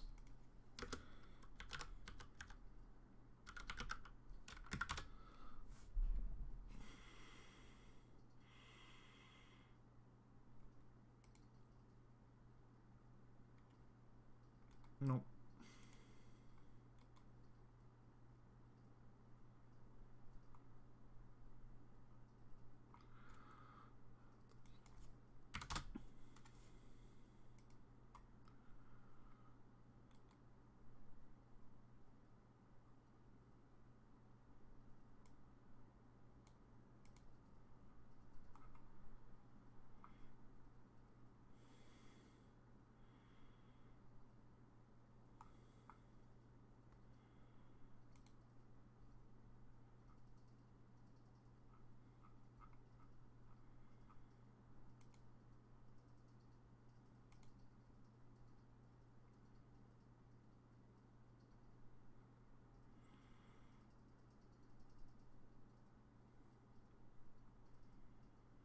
I made a mistake.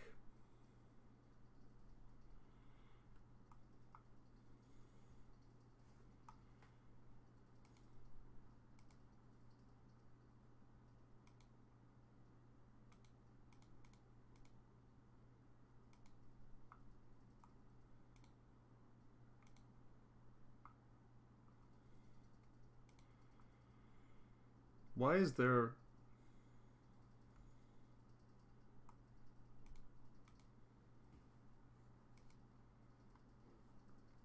Talk. Gå on talked.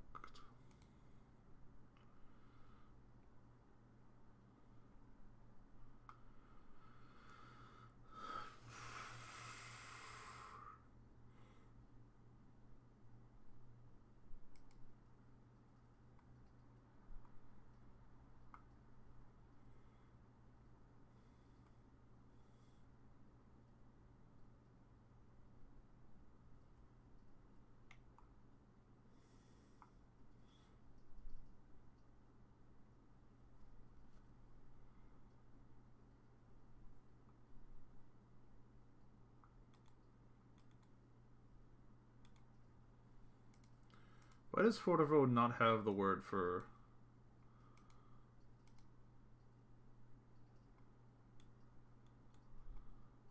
I feel like untakt would be a fairly common word. Regardless.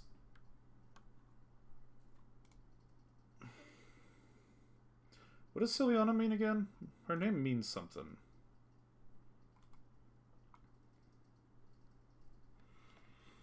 And if she's a twin, her brother's going to share a very similar name.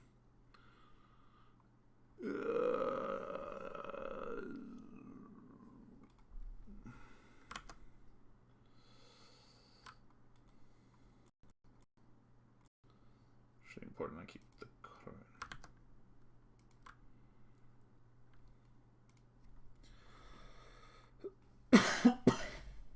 Did I put it under Feywaren languages? Fea names. Oh, it's a Dralian name. It's a Dralian loan name, isn't it? Namas. Meaning woodland duchess.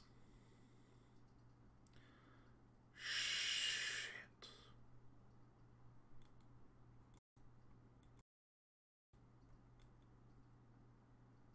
Because it's a Fea Dralian composite name.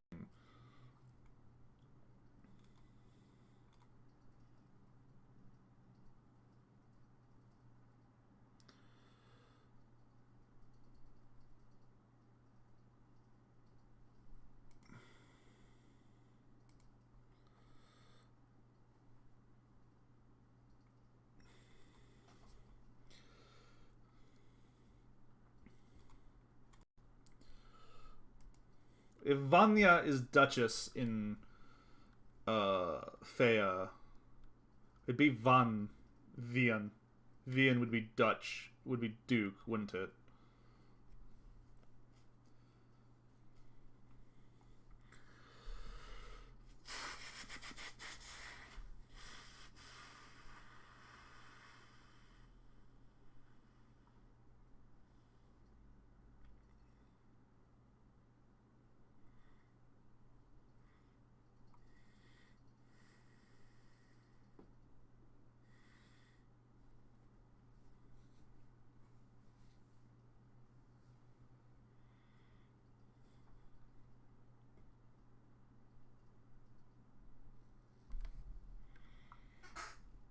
There's like a dozen words in Dralian for bravery.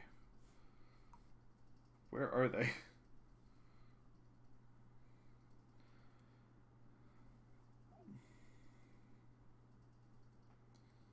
Pyvion? Pyvion is his name?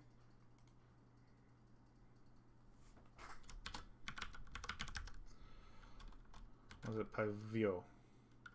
Because if Vanya is Duchess, Vianya is Duchess as a name. If you're taking the French language structure, Swedish gendering, gender structure.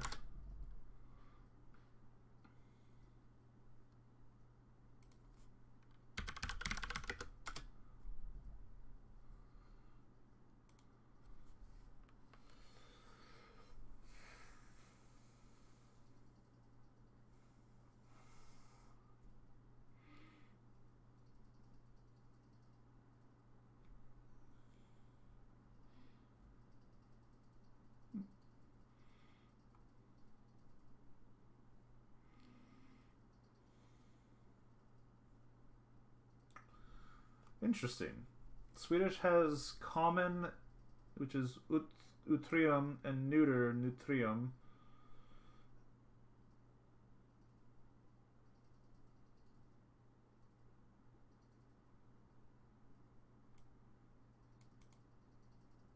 So they used to have masculine, feminine, and neuter, but those have bled out.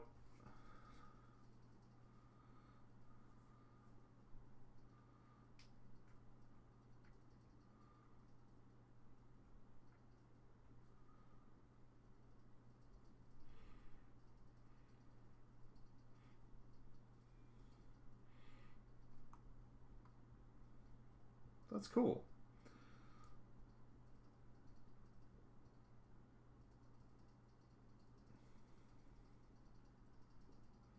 Linguistics is really cool.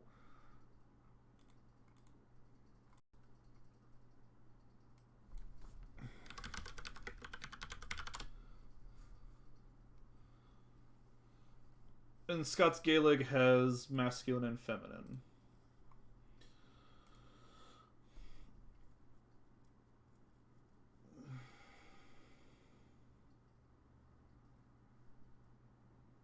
So in Scots Gaelic, feminine ends with eh.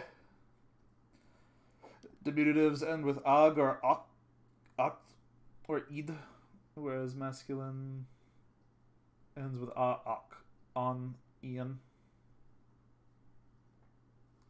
Cool. Weird. So if it's Vanya, it's the V. Because Vanya is Duchess.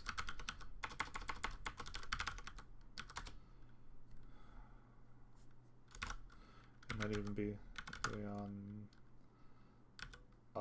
Vianak would be Dutch, would be Duke.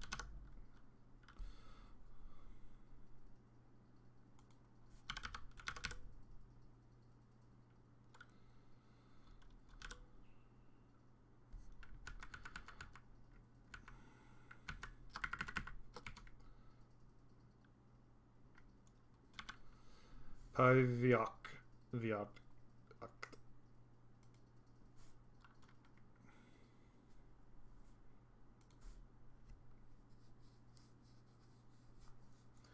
Vipavia. Vian.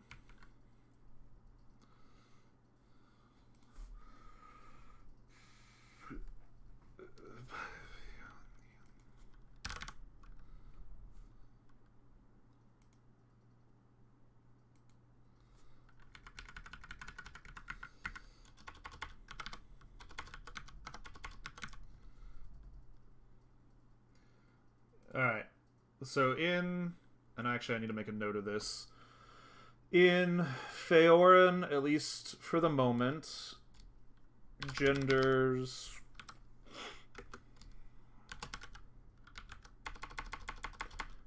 Gendering words is...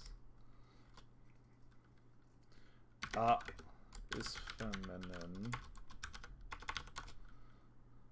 And E is masculine.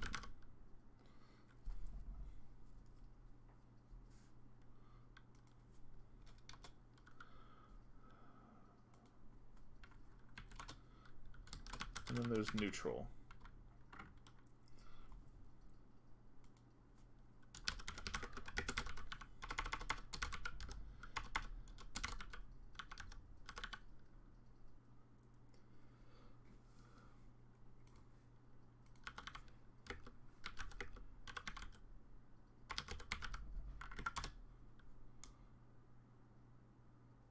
Eh.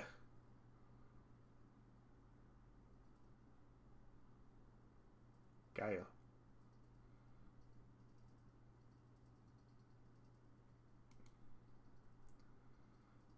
Ugh. E. Ugh. As both.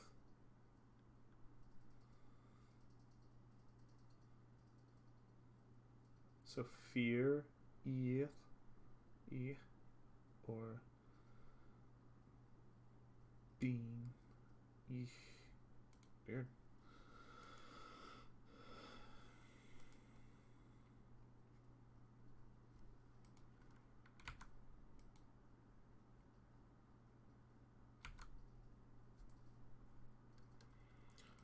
Alright, so it's Sylviana or Pivian. Pivian. Yeah. Piviane. Piviane? Piviane. Piviana. Piviana.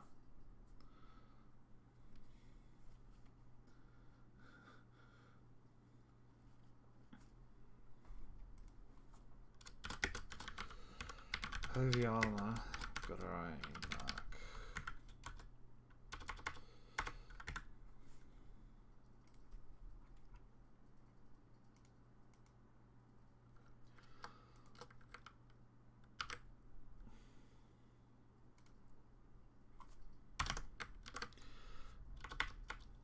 He's the same.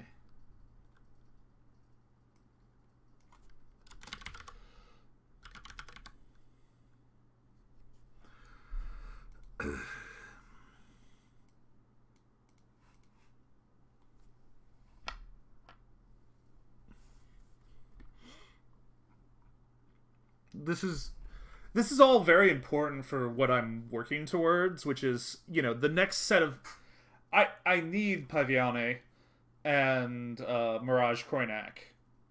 Like, I need both of them as defined characters because they're going to be important for the next chapter.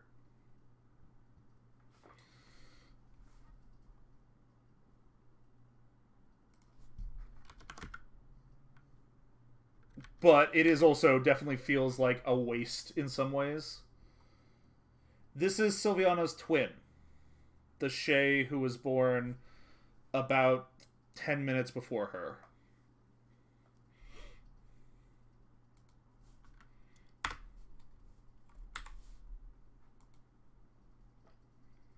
Male. And technically a different species. Twin.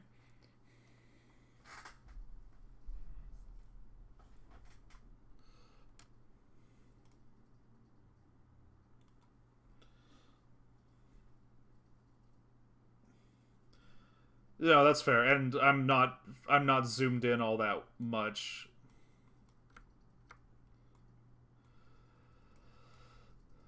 I don't know yet.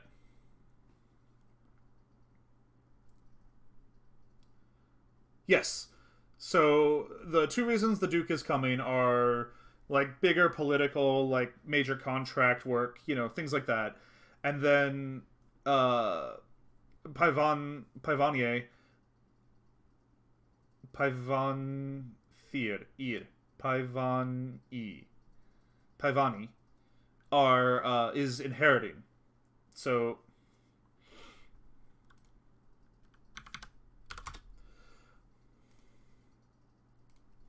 uh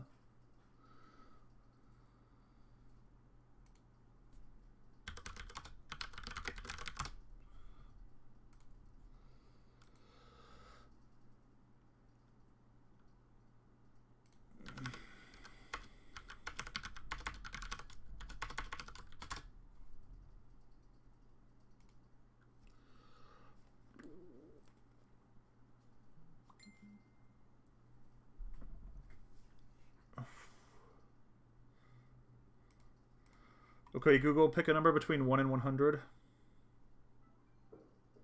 Oh wait, I think I did this already. Random number 69.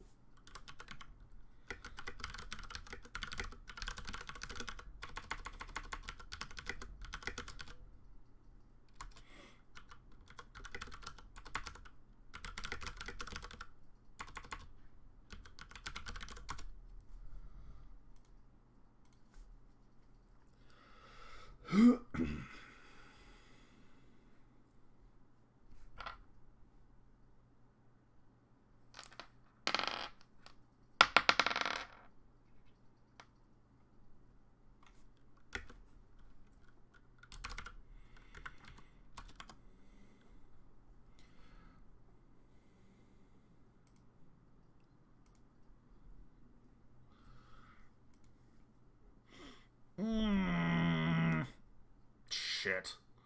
I'm gonna have to build a whole tool set for creating Fae, since the Fae are gonna become a shockingly important part of the story, specifically the Shay.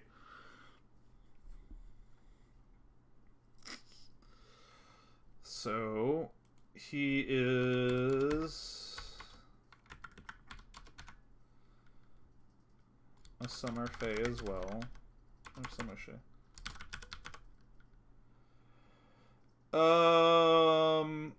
Off the top of my head, No, because the Shay in, but yes.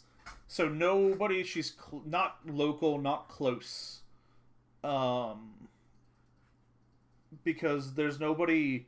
The Shay represent like 0.2% of the Imperium population, or something crazy like that.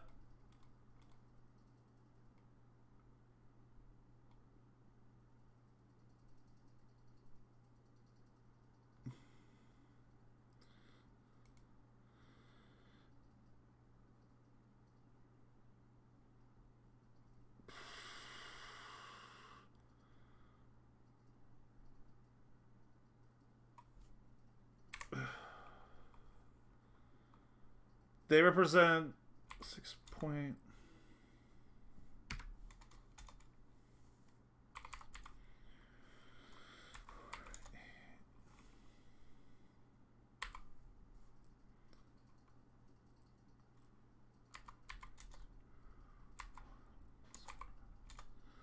The Shay represent 1.8% of the entire Imperium population.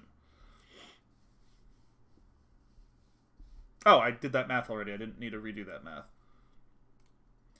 So, yes, but no. She does not have very many Shay friends, and the Shay friends she has are mostly kind of, union friends. People she's met a couple of times when she went to the union, or she's maintained a long distance friendship with.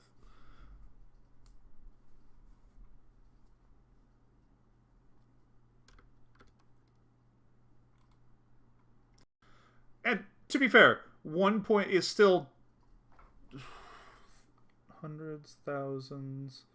It's still 249 billion Shay in the Imperium, right? Because the Imperium's population is 13 trillion people.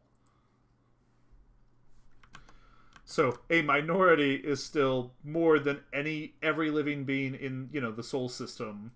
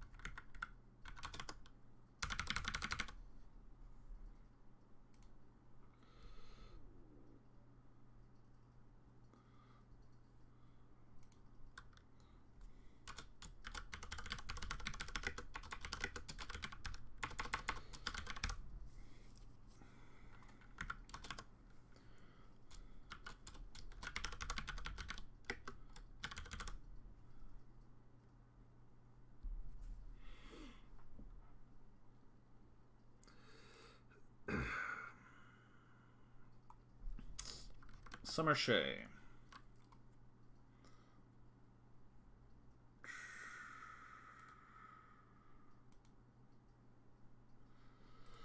So, Summer Shay is skin tones from green to green brown. He got the green.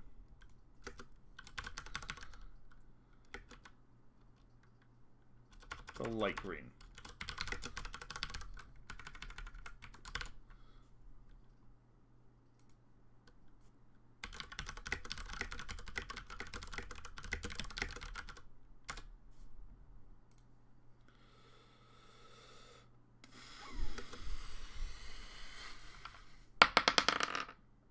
Ah. Ah. Ah. Her brother's short.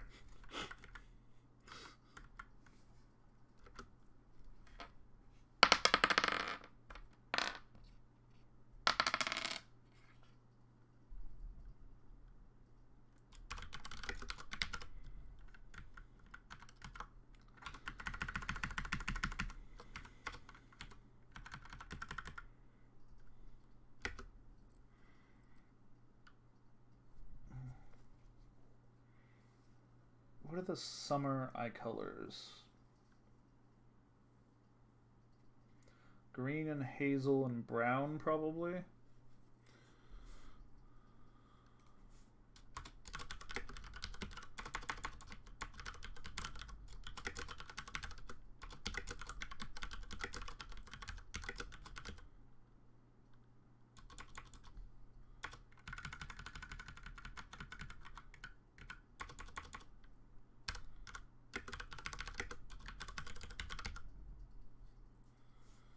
Amber and gold. Yeah, amber. Instead of brown. Yep. Perfect. Where did my Caltrop go? Where did my D4 go? Why do I always lose the D4s? They're the scariest ones to lose.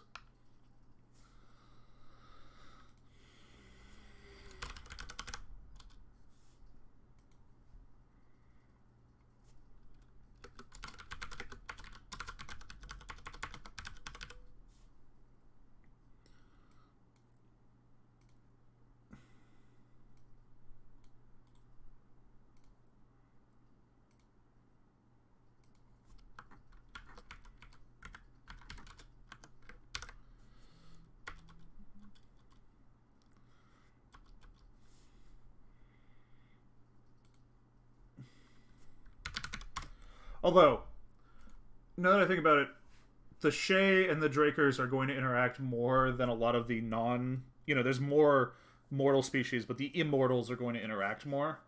So there's a chance she has a few Shay acquaintances in the Imperium.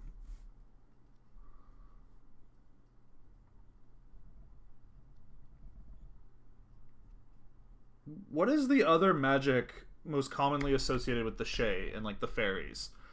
It's illusion, it's mind manipulation, it's glamour.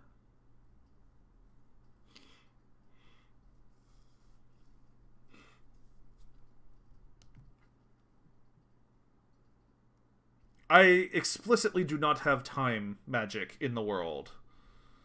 Like, even divination has nothing to do with predicting the future. It's all about seeing things at a distance. That's dimensional sciences.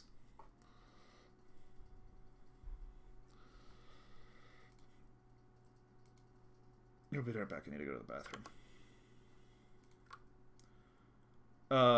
Yeah, I do have that under mind manipulation. But yeah, that'd be the basic premise there.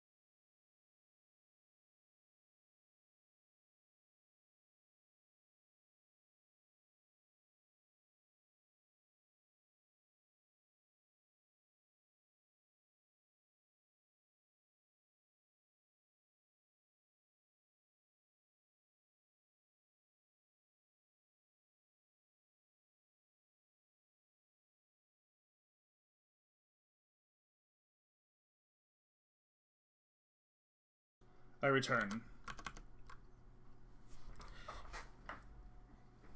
Yeah, those are the magics I can think of that relate to.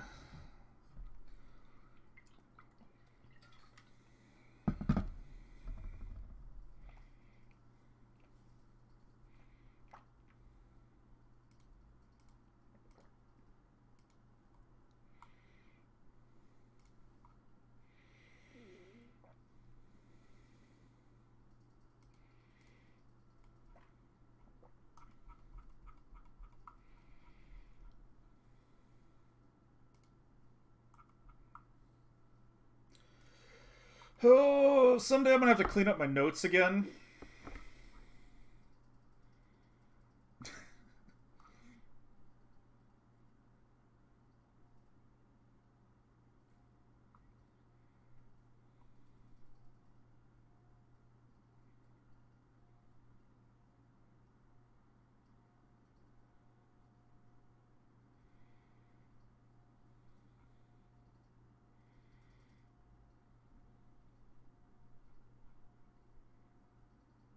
Did you? I didn't hear him make a noise, but I have headphones on.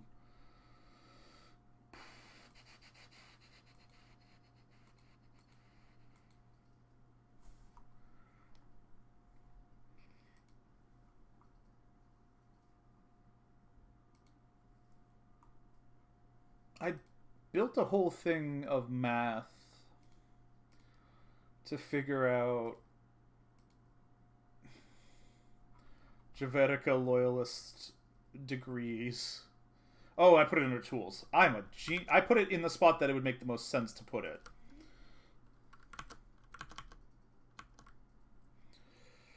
But they don't. I mean, they're blood family to the Javeticas, so.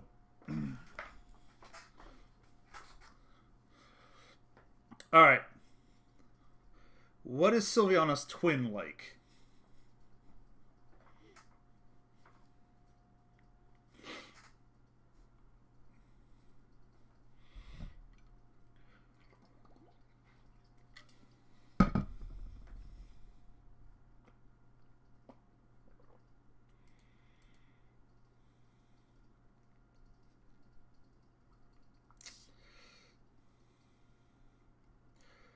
He is also a trained engineer. Like, he has gone to school for several engineering education. Several.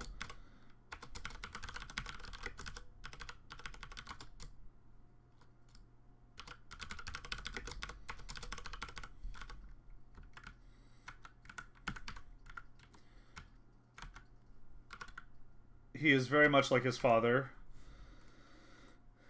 in that he's inheriting the family. He has picked up the same engineering degrees.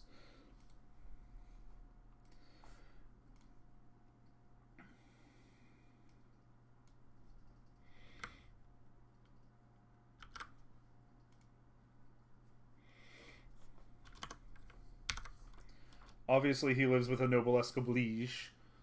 It's fairly deep in the Corignac family. Actually, that's not a personality trait. I mean, it is, but it's more of a motivation.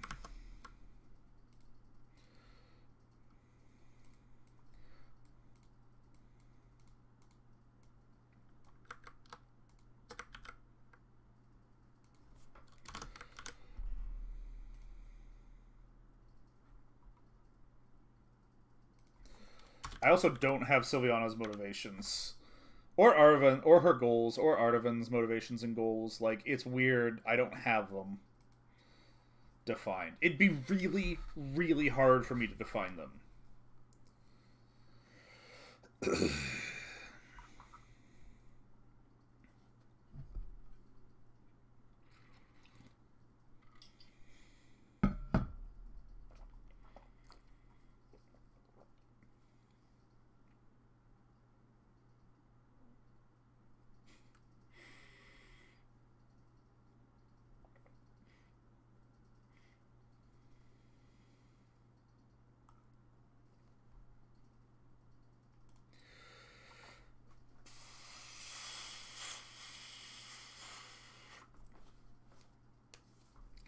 So Paviana, Paviane, e e e Paviani, Paviani, Paviani, pa, Paviani,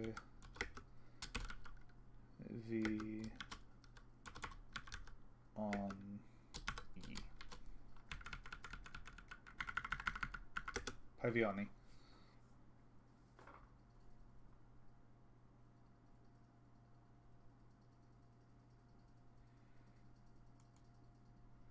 Would it make more sense to be Viani? Paviani? Pi. No, that's the only way that makes sense in my brain. So it's Paviani. So Ciliana went into the fleet. She went into the military. She,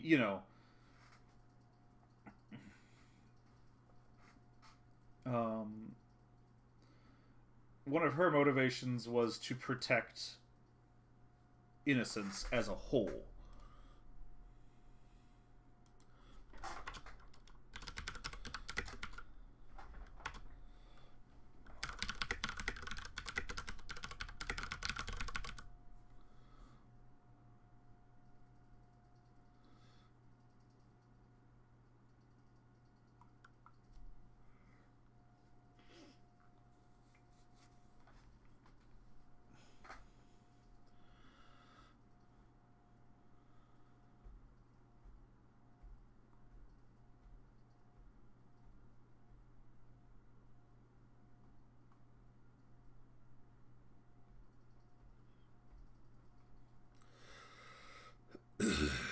It's really funny that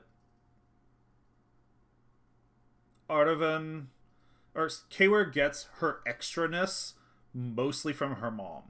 You don't notice it until it's little things like she has a pair of glasses she wears for reading. For the aesthetic.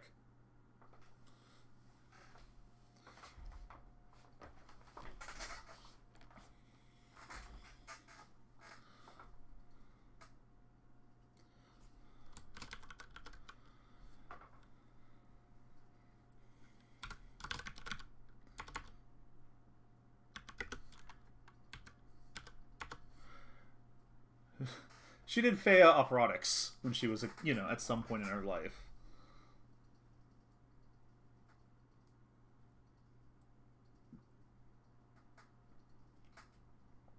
So she went into the military basically from an excessive zeal of motivation of like an excessive push of noblesse oblige. Well, not excessive, but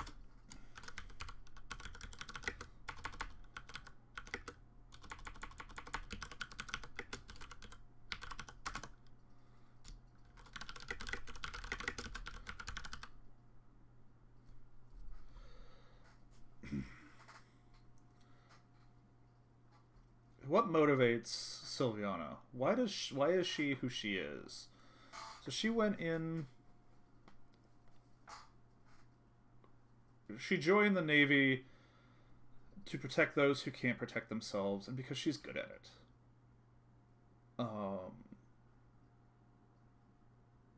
Like she very technically, to a certain extent, the Javerica Kroinaks or the Kroinak Javerikas, depending on which country you're in, are a cadet branch.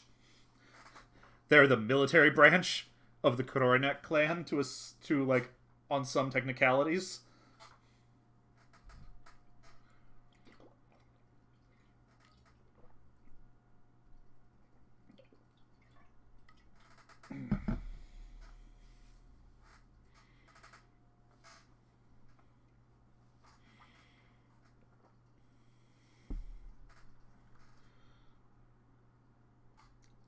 What else motivates Sylviana? I don't know. I hate this question because it's hard for. I can't answer this question for me. And these characters are all bits of me.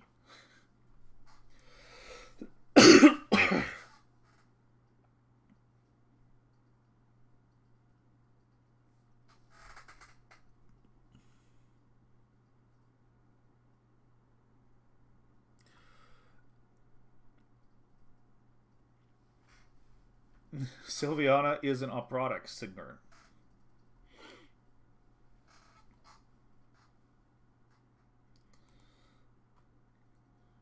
Yeah, okay. I can almost read some of the words in my own language, like Lizuvosini. I was like, that's some kind of lily tea,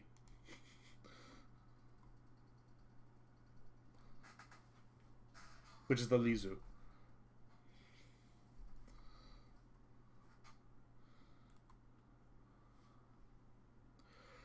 But you've got your little sister, so you are heir apparent to what is not actually like ultra high rank. It's the lowest tier of high. Well, at the time, it's not even that. They're technically lower nobility, and your little sister goes into.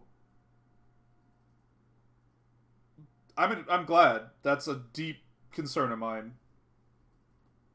Um, so you grow up as the heir apparent to a lower nobility title, which is admittedly more wealth than any one person should really see. Like, lower nobility is they control all of Western United States.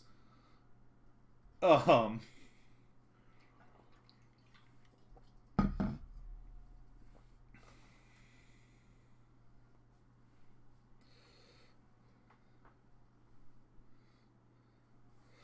you're raised in a family that generates a daughter who joins the fleet very, very young, right? Oh no, that's okay. Not that young. Who joins the fleet before it's a space fleet, like the water fleet. Um, Makes a name for herself there, and when you guys get spaceships, is one of the first people leading the spaceships.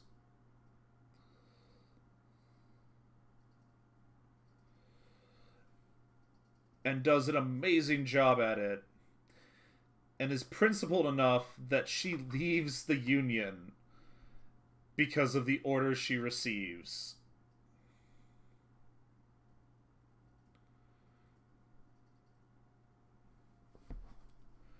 What kind of person, if that's the person she is, like that is her personality,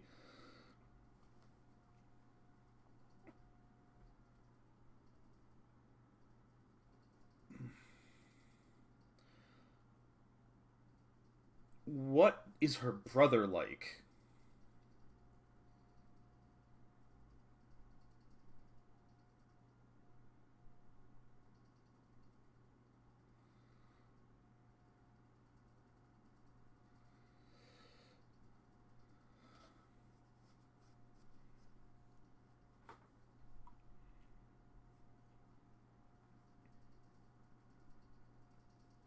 I have a problem with thinking of like Sylviana and Artavan too much from a military perspective, and not enough from like a person out like a person. She's 3,000 years old by the time she becomes a fleet admiral in the navy, in the space navy, right? She's been around for thousands of years. She is a full-fledged person, and I just don't understand her as much more than the I still she's still Sylviana's still barely kind of lightly defined as the Falcon more than Sylviana.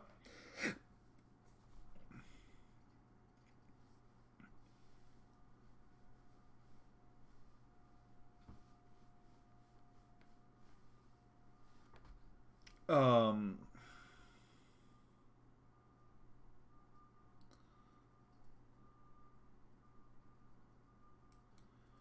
she would not be driven by the need to be a part of a greater thing slash legacy. She does not need that drive. She is part of a greater thing.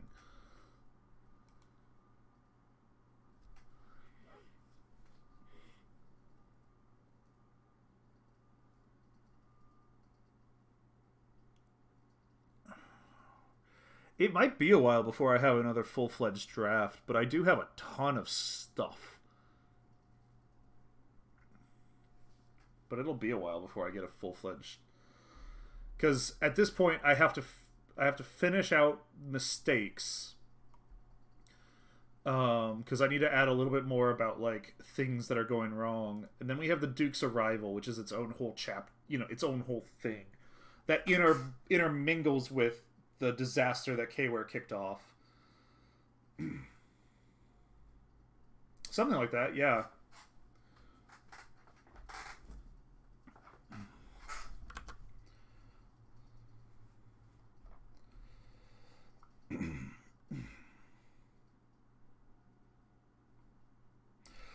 The deepest problem I have with Immortals, like Sylviana and Artavan specifically, is they're so old. Their life is a historical timeline.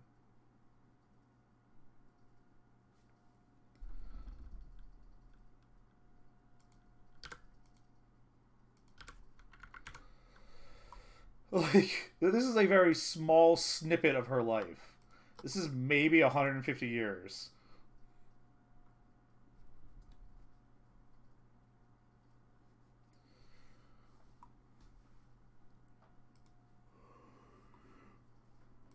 But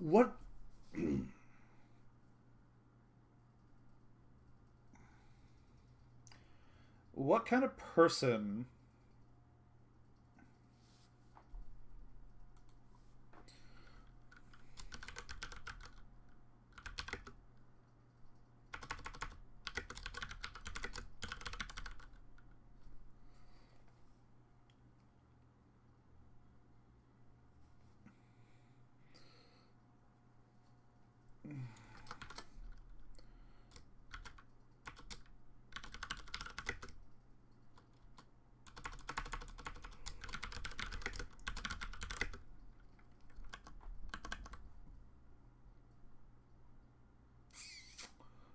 shoot, I don't remember if nobility in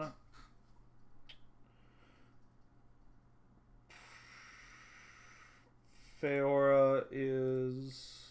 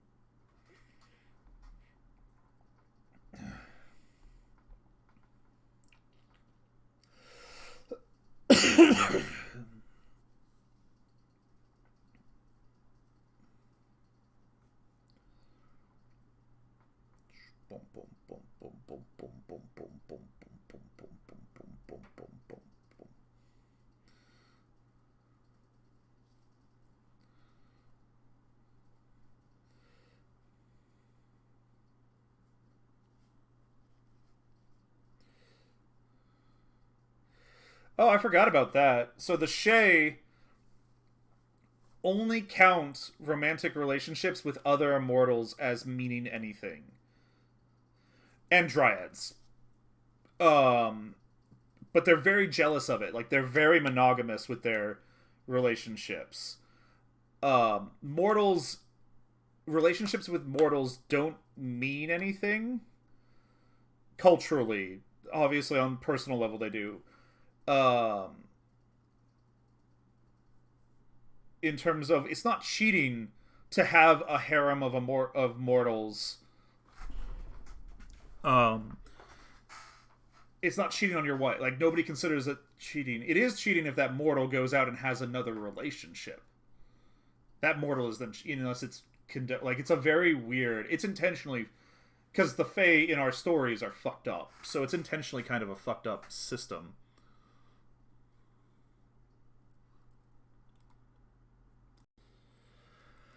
I don't have crossbreeds.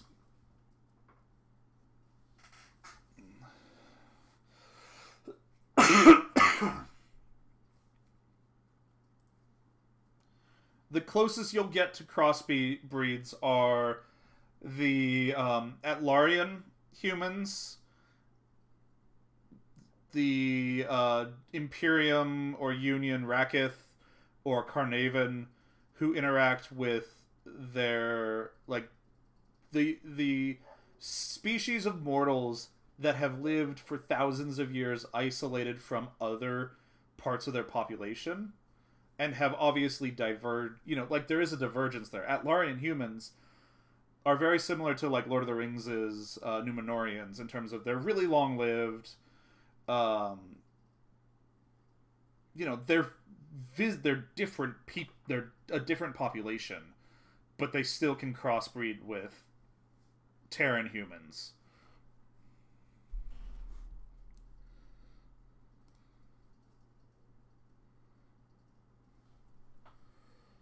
I did a lot more work than this. Where is all of my notes on the Feian? Are these really my only notes on the Feian Empire? That can't be right. I worked out all of the nobility structure. Where did I put that?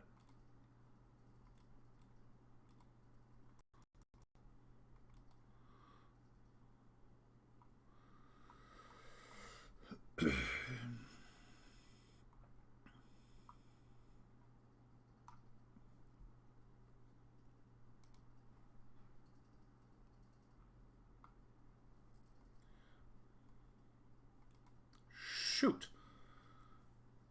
Where did I put that?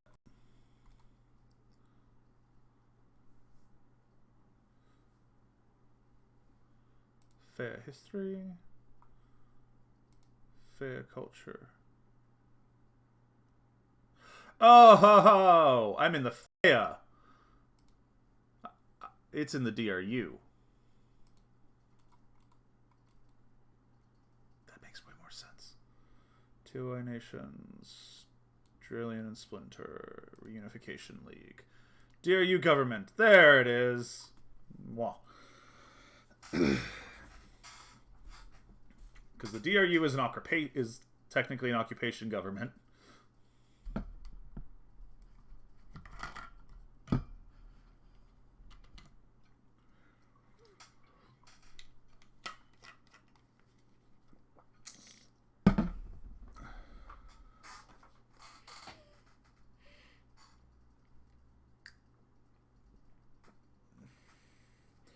So the thing I distracted myself of is in the DRU, technically speaking, nobility is not blood inheritance.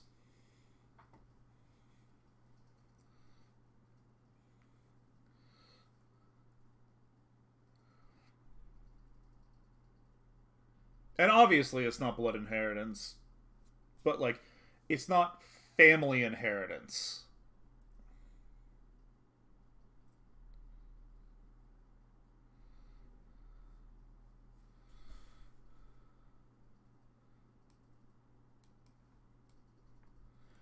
I don't know what any of that means.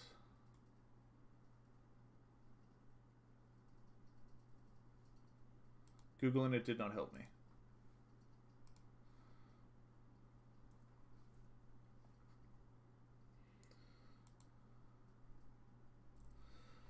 So you can technically have a bunch of kids and everybody above you decides that your kids are a bunch of idiots and they will ennoble somebody else to your title. Doesn't happen too often.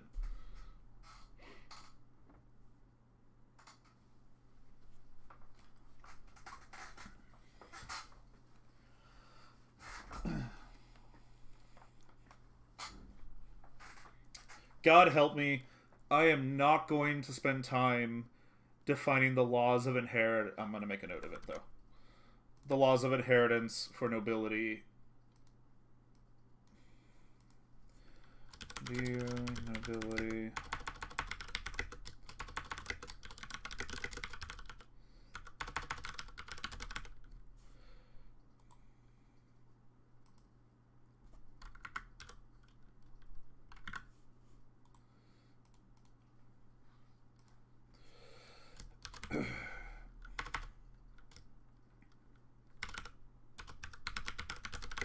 Of a noble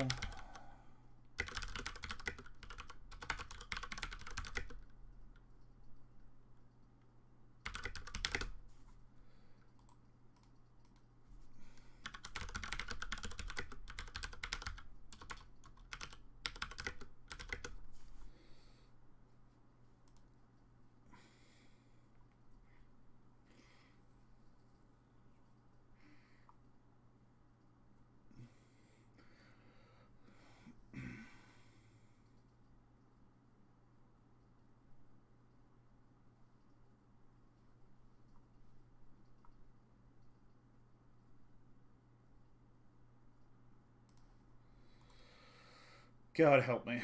Why did I just do this?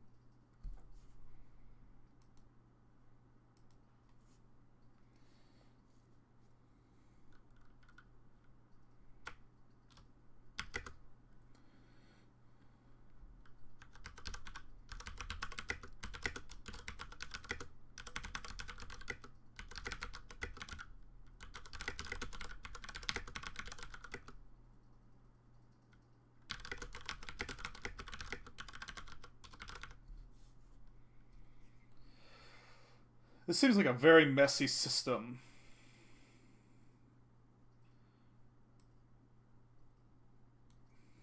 I don't think you can ever not be No, yeah, because the queens can choose to not ennoble you, so yeah.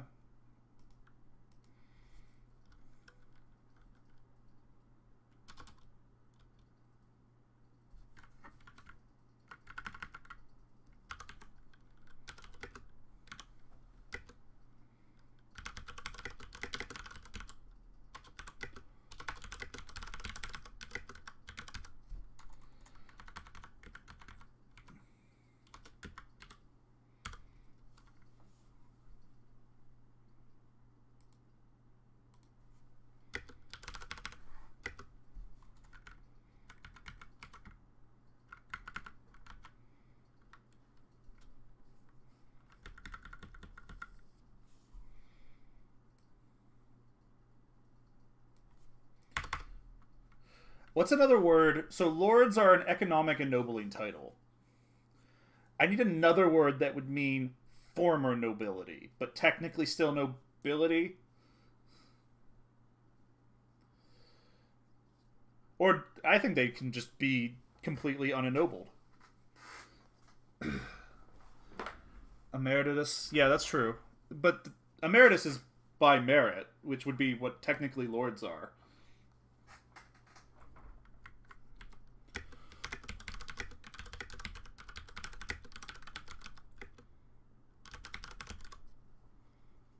I know some Latin, I think.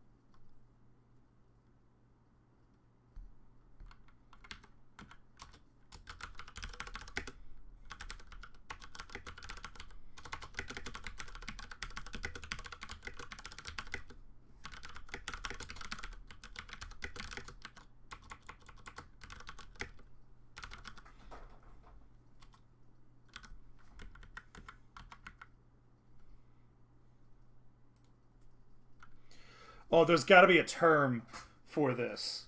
What would the term be? What would they call disenfranchising or like removing the nobility? Like it's not obviously it's not disenfranchisement or like it's got to be some kind of like elaborate and flowery phrase for stripping nobility from a clan or family.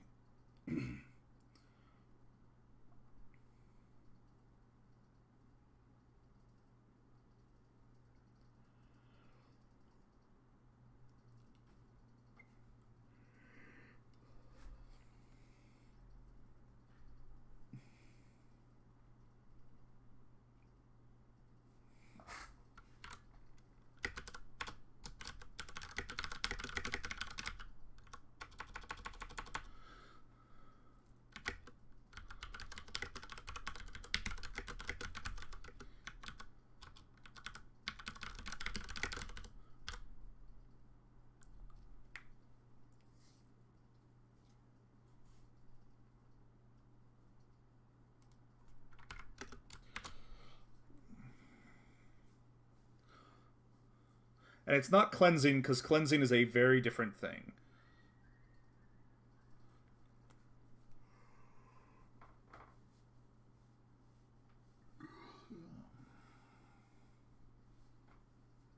I'm going to call it a rebalancing here, but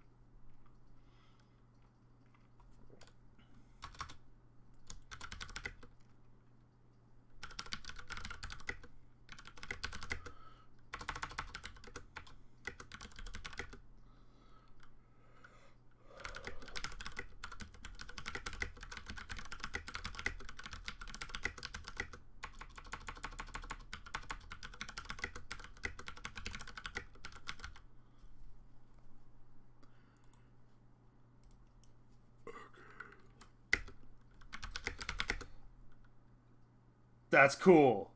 De-arrogance. I love it.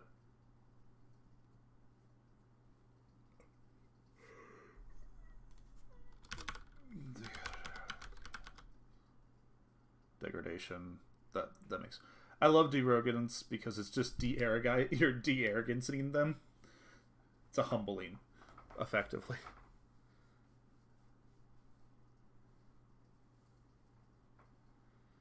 Derogation, not degradation. Derogation. That makes sense. I love it. It's such a rude.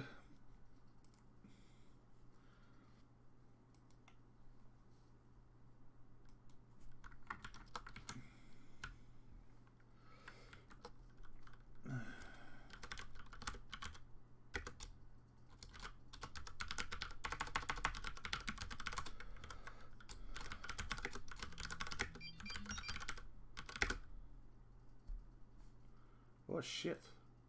Really?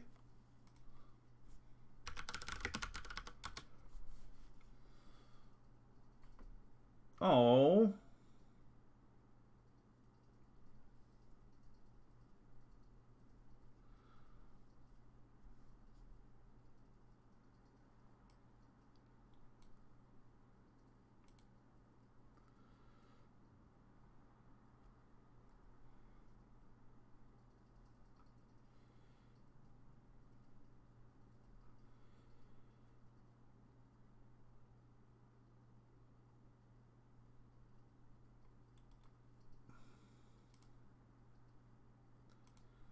Thank you.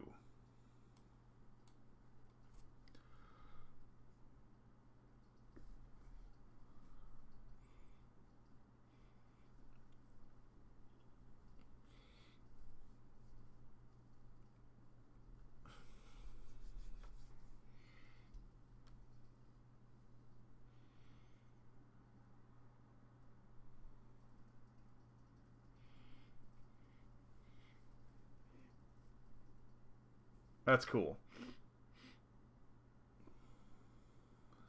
I mean, yeah, revocation is good.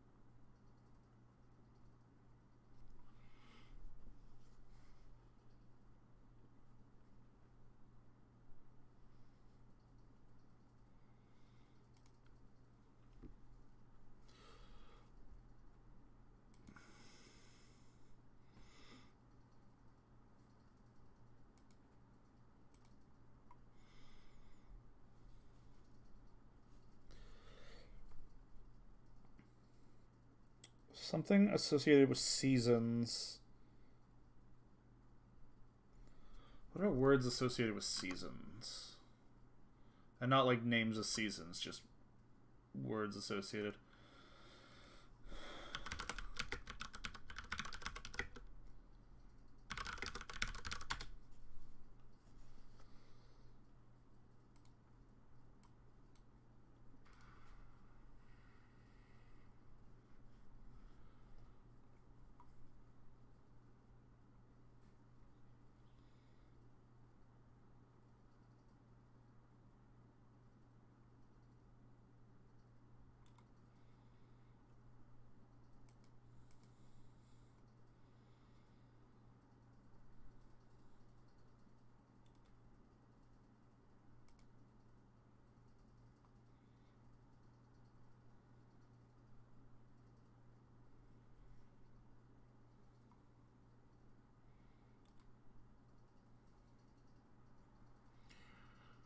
You know what? Actually,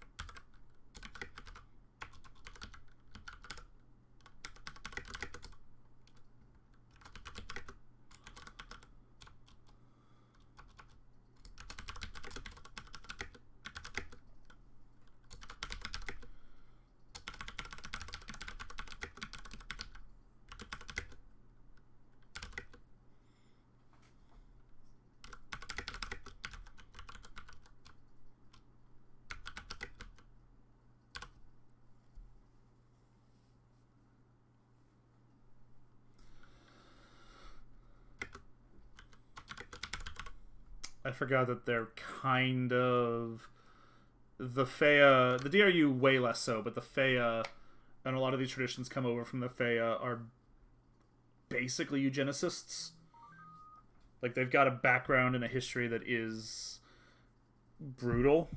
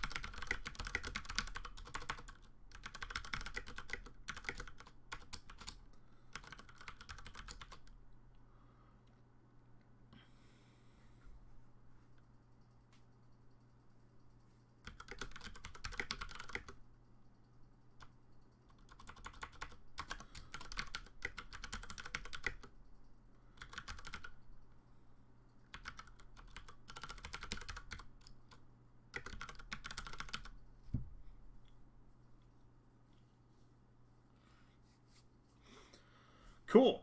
I did go down the rabbit hole of DRU nobility laws of inheritance. How inheritance is managed, not the laws that manage it.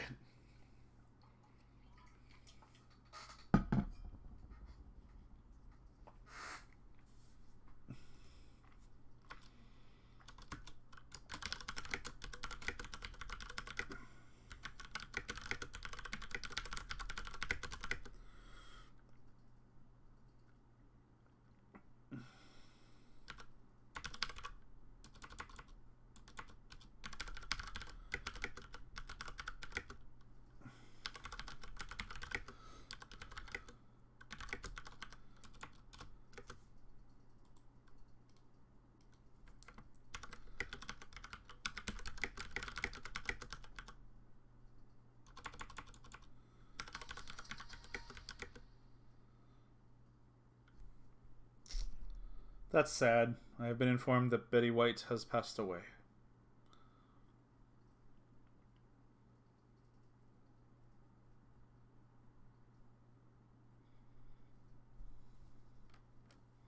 Crazy old. Almost 100. Very sad.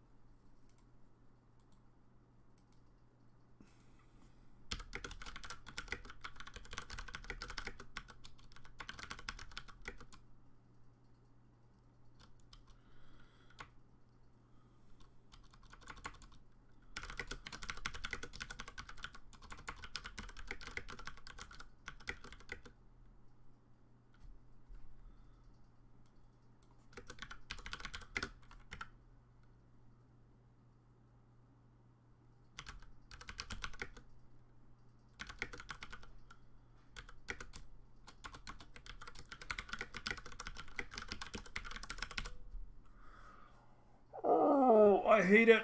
I hate that I did that.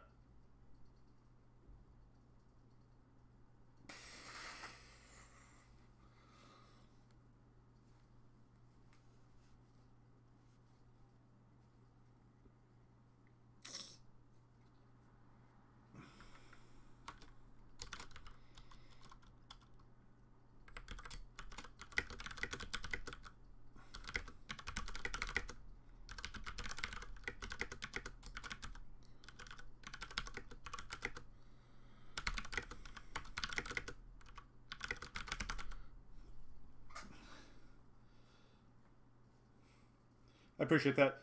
You can also sue. So the DRU modern, well, they're not that modern laws, but DRU laws and allow you to appeal everything from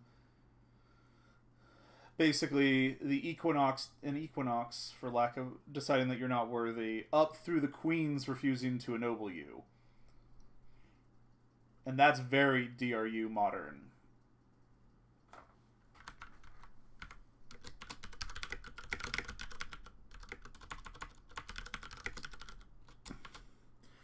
Now, almost nobody would dare sue the queens for refusing to ennoble you. But you can technically, like, you can legally do it.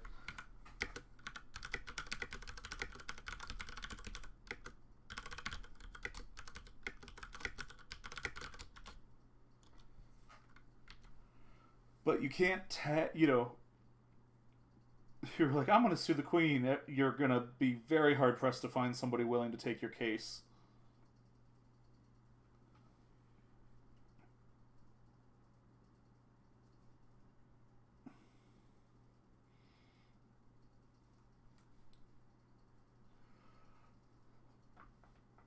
Cool. Oh my god, it's almost 2.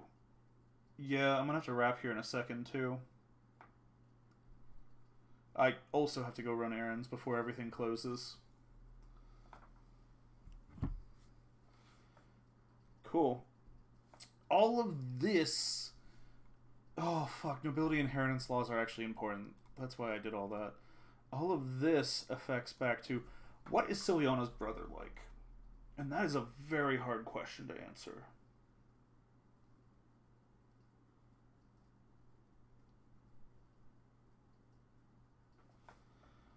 Let me see if my favorite food shop is open. Is that what I want for food? No, that's what I want for food. But I shouldn't have that 2 days in a row.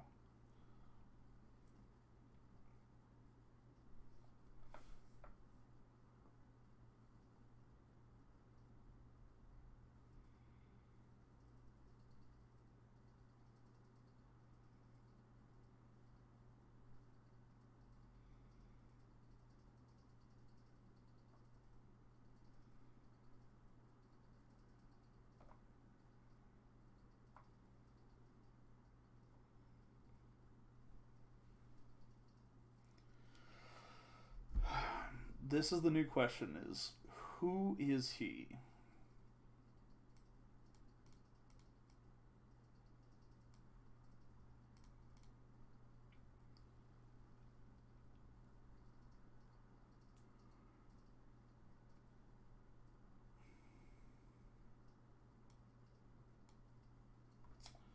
Alrighty. That's gonna be something I'm gonna have to put a big think into. I had not realized it was almost 2 o'clock. I need to go get lunch and pick up some stuff before everything closes on New Year's Day. Or New Year's Eve. I will not be back tomorrow on account of I'll be busy on New Year's Day. But I'll be back the week after on Saturday at my normal time. Bye, everybody, and I'll see everybody in the new year.